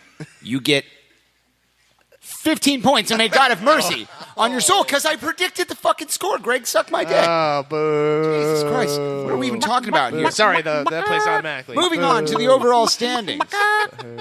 Are you doing a duck impression? Yes, that's Justin no, that's Miram would be caca. proud of you right now. Morgan. In third place. And rightfully so after that comment. Jesus Christ. Darby Schneider / John Zadar, 20 points. 20 points? I've been gone for a month and a half, and you just finally scored 5 fucking points today? I've been You predicting piece of games. shit! What the fuck? If games stopped at the 75th minute, I would be. That's past not how Morgan. the game works. Lie. Make spreadsheets with the wrong date on them or something. Jesus Christ. You got to put your headphones on, John. Jesus Christ. You are screaming into this microphone. I'm mad. You're mad. You had 15 points. You left. Yeah, you have more keeping points it- now. yeah. Yeah, You the had, volume, like- the volume you had- thing on the I switch, the earned volume thing on the 15 soundboard points here. From being down negative 30, jackass. You had 25 John, weeks John. to earn 15 In points. second place, the Hollywood racist, Gregulator 614, Greg Benson, 70 points. That's 15 more than you had last week, Greg. Let's see 20 more than let's I had see if it last week, matters actually. In first place. Continuing champion. Number one hands boy. Great with kids. Smells great. Interrupts you on zero when he's trying to talk. And predicts things in a timely manner and just forgets to put it on and Slack. tells everyone. And that's fine. And no one cares because people trust. We're in the trust tree. We're all friends. I mean, you cheated last season. We know this. Morgan Hughes. Dude, How many points do you have, Morgan? Carol Seaver. Salon X did not Salon do it. MX is Jason not Seaver. clapping Not right even now. Salon is clapping for Ben you. Seaver. You won this Alan election Fick. like Trump won the election. Joanna Kearns. Oh. Nobody here voted for you, and yet you're still champion. Ashley Johnson. God. A lot of people are saying the Bridgeview Fire colluded Leonardo to DiCaprio. win him this award. Yeah. Show me that smile again. It's a He's growing pains.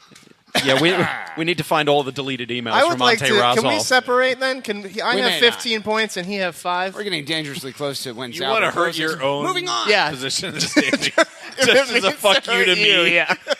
Back on the rails. Crewzers FC taking on Bridgeview. No, that says Dallas. That's a very. Oh, see, he just admitted it. It's a word that looks Collusion like with Bridgeview. Like I He said. spent I told 18 you. hours stalking people online, and he can't update the fucking screen. We go now live to the weather report with Alex Thomas and whoever hosts that segment. Thanks, Morgan. We go now live on scene to Alex Thomas, the weatherman for ACES thank God you Radio. said that Alex twice. Thomas, what are we looking forward to this weekend? Morgan, thanks for having me, buddy. Yeah, it's been a rare treat indeed. So, Columbus Crew SC plays Dallas at home Saturday. Is that right? Yeah. Second game in, 4 days? Yeah. It's going to be fantastic. Yeah, I can't wait. The weather's going to be phenomenal. Okay, talk to me about it. Perfect. It's going to be about 73 degrees at kick. All right. Winds out of the northeast at 8. So it's going to carry smoke from the concession stands and the Nordeca onto the field. Smack. Oh. Any streamers, confetti, what have you. How will the lads manage it, Alex? I think it's going to be a nice night for soccer. My only hope is that we're going to be attacking the north half. No, we don't do that anymore. Apparently not. Nor do we wear yellow. Hey, but while we got you here, I wanted to say congratulations on being the official Columbus Crewzers FC fan of the match for the Wednesday game against LA Galaxy. Your experience, my friend. Oh my gosh, it was lovely. Beer culture? I had a lot of beer before I went out there. I could tell by the picture on Twitter. Anyway, what else you got for us? Well, so this being a weather thing, I'll make this brief. Sure. Hurricane Harvey, which is looking like it might end up being Category 3. Oh my God. Is going to hit the Corpus Christi area in Texas. Okay. And this is important because there's a game scheduled for Saturday. SKC plays Houston. What? Yep. The Wet Saturday Boys night. team versus the Australian Criminals team. Yeah, there you go. Okay. Criminals versus Wet Boys. My suspicion is it's going to get postponed. Okay. And this is going to congest SKC's schedule down the stretch. We play them after the Labor Day break on Sunday. Oh my God. Jesus I Christ, don't how think long it'll is affect this? that, but interestingly, after they play You us, know, the you forecast reported it. is 4 home games in a row. So It was earlier, it's a John, lot before I around, was think. broken. How many people would die if we dropped an atomic bomb? Yeah, that'll happen when you cheat. Which one? Children's Mercy Hospital or Park? Stains Why your not soul. Why not both? Like a couple lads? 7 lads. Fantastic. Alex Thomas with the weather. Thanks for stopping by. It's been a rare treat indeed. Smoke weed every day. We got to really Yes, he cut that does. down. Yeah, Christ. Oh, God, we have a playoff forecaster, too. Let's hope there are more children involved. Nate Beckman, back to you. Hey everyone, it's Nate, and here's the forecaster this week. So the Orlando game, I had predicted a loss. They This went actually short. tied. And with the Galaxy game, I had predicted a win. They won. So I bumped them up from 49 to 50 points as the predicted end of the season total. Still have them making the playoffs, but barely. I have TFC and NYCFC definitely in the playoffs. And then there's a clob of teams, 5 teams, Chicago, Clob? Red Bulls, Atlanta, Montreal, and the Crew. that clob. have all ending kind of in the middle. not a Posted all unit this of on measure. Twitter and pretty pictures, so you can see my end of season. John, can you pass me the results, clob of all the moonshine? forecasting Yeah, it's for right that, here. Here you go. Thank you. and kind of a graph of how I think the Crew will do between now and the end of the year. But what I would like to do in this one is actually talk about Atlanta a little bit. They have 3 away games and 8 home games left. They are opening a new stadium on September 10th, and when they do that, they're going to start a ridiculous 5-game homestand. But it's only over I the already course drank of it, 2 like, 3 weeks, times. and then they have You have 2 to more take at least games one drink. on top of that are 3 and 4 days apart. They're going to end up with 7 games in 23 days. None of those games are going to have more than 4 days rest.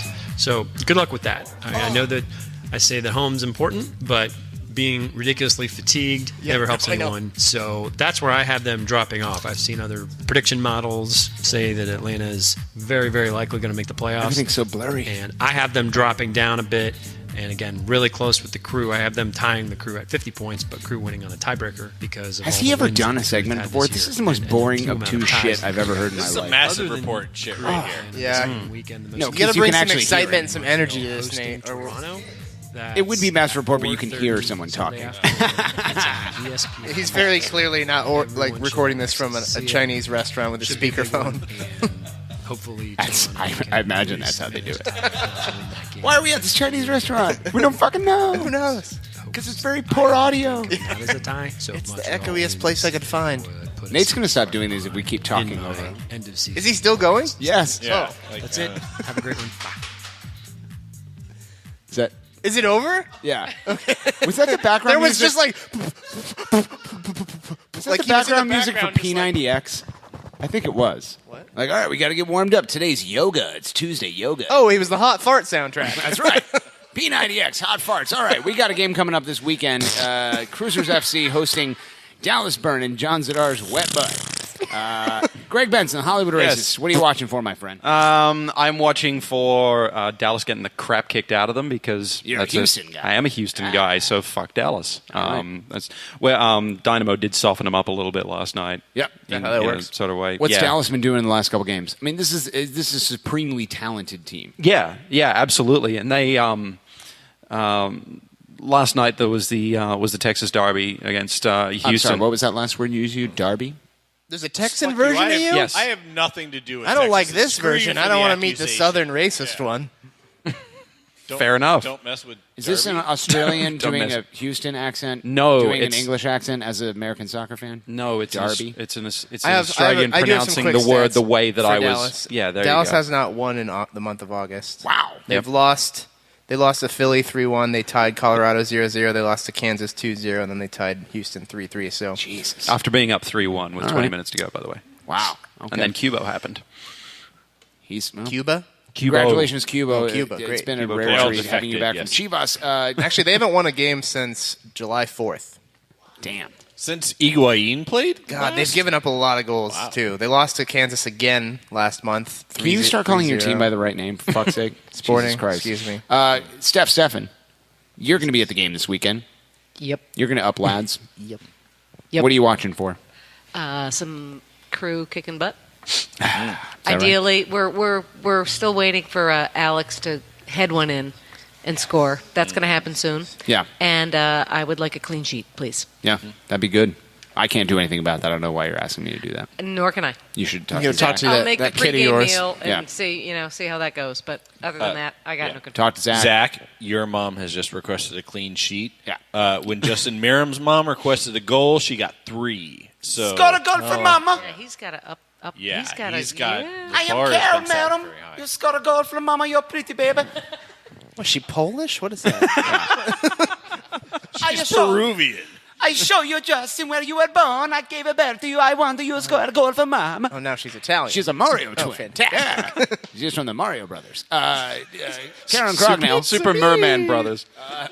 Aunt to Gangster Crew Baby, who is the real person you should be talking about if you want a clean sheet. That guy can break some ankles, break some kneecaps. He's very small. That's why I said ankles. What are you watching for? I'm watching for no VAR Yeah. going on in this game. Well, I've got bad news for you. No, and I want to see us score goals. Yeah. Like that we should score. Yeah, to put away the chances that we have Like specifically. penalty kicks and stuff. Like I think a three goals. Okay. And Well, I we're want not doing Pedro score to predictions score. right now. How dare you? Oh, we're not doing score predictions. God. Okay, we Karen win. just called out the entire offense for the record. She said they are not carrying their weight. That the I heard defense that. is boss. Oh, yeah. But the offense is sucking, and get off your lazy Well, hey, asses. I just want to. I mean, if her son's in the game, we'll probably need to use VAR to see if he was responsible for the goals that get scored on us or not. So. Corey Crognell's going to hate that. Corey's right there at the door. No, Corey, stay away. 3 people. Corey Crognell, Walski, and Blue. We're all standing there. Okay, so Karen's watching for Gangster Crew Baby, Mini Tailgate. Darby Schnarfus, 40-year-old man-child. If you're at Hen Doc's Pub, Greg has murdered your child. What are you watching for this weekend? I don't know. I don't watch Western Conference teams. I don't know what they do. Apparently, they were good at one point. They suck now. It's a home game. I'm looking for 3 points. I'm looking for probably 4 in the back again, because as much as Greg wanted to talk about a new system, 3-4-3 was to cover up Higuain being gone. He's back. We've learned that. Yeah. Yeah, it's official. And that's how we do. They slipped right back into it. They looked good on Wednesday. Going to do it again. Going to score soccer goals. Not going to give up soccer goals. Yeah, that's good. That's a recipe for success, my friend. That's some detailed tactics. Absolutely. Right I'll there. see you at the Greg, fart box later. Listen. Yeah. John's the wet boy. What are you watching for this weekend, my friend? I'm probably looking for that offense to click a little more than they did this past game. Pedro looks like he's settling in real quick, which is good. And Dallas, I just counted it up, over the last 2 months has given up 16 goals and only scored like twice. So, are you sure you weren't on fccincinnati.com/hotlads? I mean, no, that was just in one game against Red Bull 17. Fuck them. That's why, John. Jesus. Back to you. Orange, like the Dayton Dutch Lions. Blanche. Yeah. So I think if that offense can get going and score some more of these opportunities that they're creating, they should be all set for a victory. I'll tell you what I'm looking for, John. I have recently looked at a spreadsheet on my computer that tracks blood points. Blood points, yeah. But primarily, you switched it from landscape to... Yeah, we already talked about this. This is great. I love this show. I keep a spreadsheet. You'll find this shocking for outcomes of Tifo Sweat-related games. Mm-hmm. Tifo Sweat is currently 13-3-1. Tifo Sweat is going to be doing a project on Saturday. I'm looking for a resounding Crewzers FC victory. That's across all competitions? Across all competitions, Darby. Yeah. 13-3-1. Now, like those last 2 numbers I named, they've happened in the last 5 games. What's the... It's fine. Yeah, it's fine. Shut up, John. Picking the wrong games to paint, clearly. Yeah. Portland has been not kind to Tifo Sweat.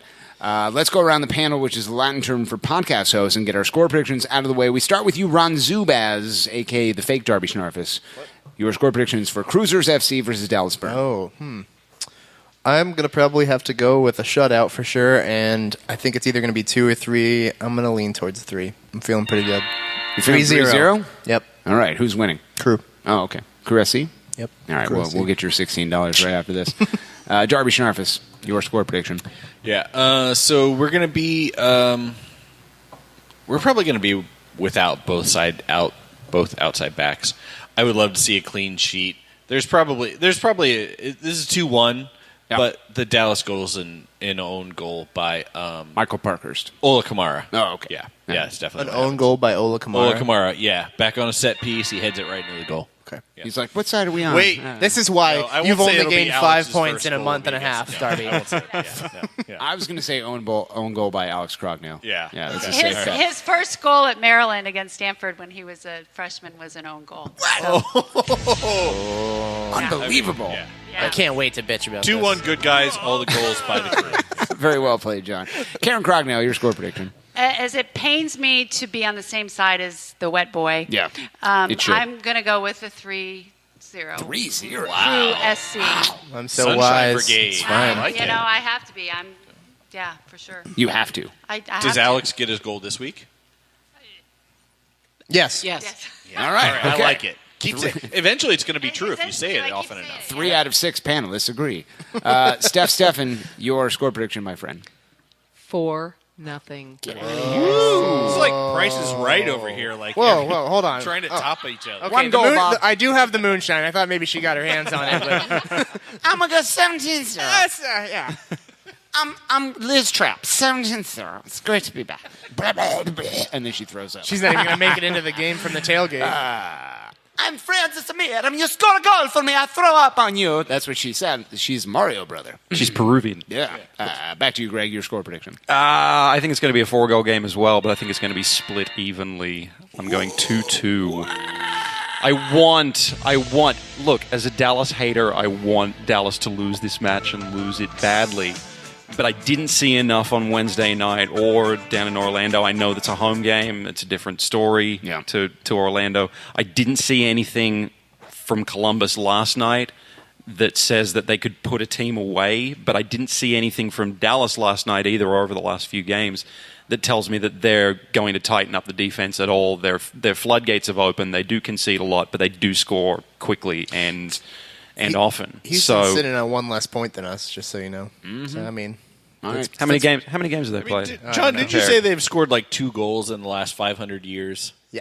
Yeah, they Greg's scored. talking out of his ass. They scored three last night. They scored 3 last night. But So that's all the goals they have. They're out of goals. They have no goals left. I don't think that's how that works. They've played 26 games. So say to our if the 27. Hollywood Racist 2-2. Pretty even How there. about no? Of course, that's the wrong answer, Greg. We're talking about Home Team FC here. Nate Beckman, if he's not being talked over by John Zadar and Morgan Hughes, probably said something like Home Team FC is good in Major League Soccer. Dallas plays last night.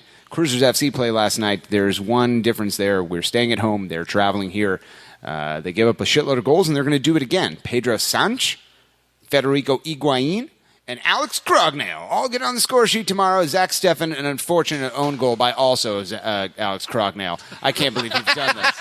This is very unfortunate. 3-1 Crewzers Oh, you're feeling FC. 3-1, bro. I'm feeling 3-1, brah. Mr. Poopy Pants. That was the wrong button. I didn't mean to say that to myself. How dare you? Jesus Farty Christ. box? We got to get out of here. Zabra Brewing Company is almost closed. Before we do that, Darby, what's GCG Bag got going on this week? Tyler's going to try and stay sober enough to actually film after the game. I think Do you want the real answer? Yes. It's the Tex-Mex. Yes! So we decided that probably means like walking tacos. Is that right? What is a walking taco? Is that like a It's mascot? like where you take a Frito bag or Doritos bag and put taco shit into it. It's a meat bag. Yeah. Well, I mean, Well, there's meat and cheese tomato and lettuce and cheese and like chips instead of a taco shell. You've never had a walking taco? That is no, the most foreign it's not concept in the lowbrow world, enough man. for you, That's true. That's right. Makes sense, yeah. We only eat stationary tacos, John. You know that. Greg Benson, you doing stand-up anywhere this weekend, pal? Yeah, taking my show on the road with Walter. We're playing in Chicago next week. Is that right? No, not at all. You're not even not- close. you're not You going- keep asking me this Are you gonna do question, a tire? and I'm what? What are you and Walter going? They're going to Chicago, he said. Yes, we're Chicago going to with a Chicago. bus? Yes, They're by performing bus. the glitter The bus lounge. has 4 tires. Ha ha! Back to you. Oh, my God. I don't even everyone get loves this that. one anymore. I Everyone don't. loves that. That's Great. what she said. Oh, unfortunately, That's why we she don't looked have up time Doran. for Chris Doran jokes anymore. Ladies and gentlemen, if you've enjoyed segment 3, I've got some great news for you. You have Bad Taste in Podcast, and the show is over. Thanks, as always, to celebrity guest on segment 2 this week, Stef Steffen. We love you. Where you go, we'll follow. Yeah. We'll see you at the mini tailgate with Gangster Crew, baby. Great. Follow me on Twitter. Don't forget. And we'll see you at the Fart Box tomorrow. On behalf of benevolent corporate overlord sponsors, Spitz, Salavia, Foot Golf, Larry Turd, Eric Gress, Clark Beacom, Andy Lockney, Mark McCullers, and the dead rotting corpse of Kevin Burns, episode 60, Aces Radio. And all Lord Guillermo's people said... Fart box.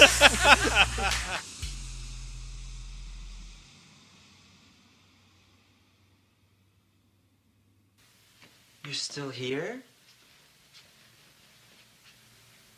It's over. Go home.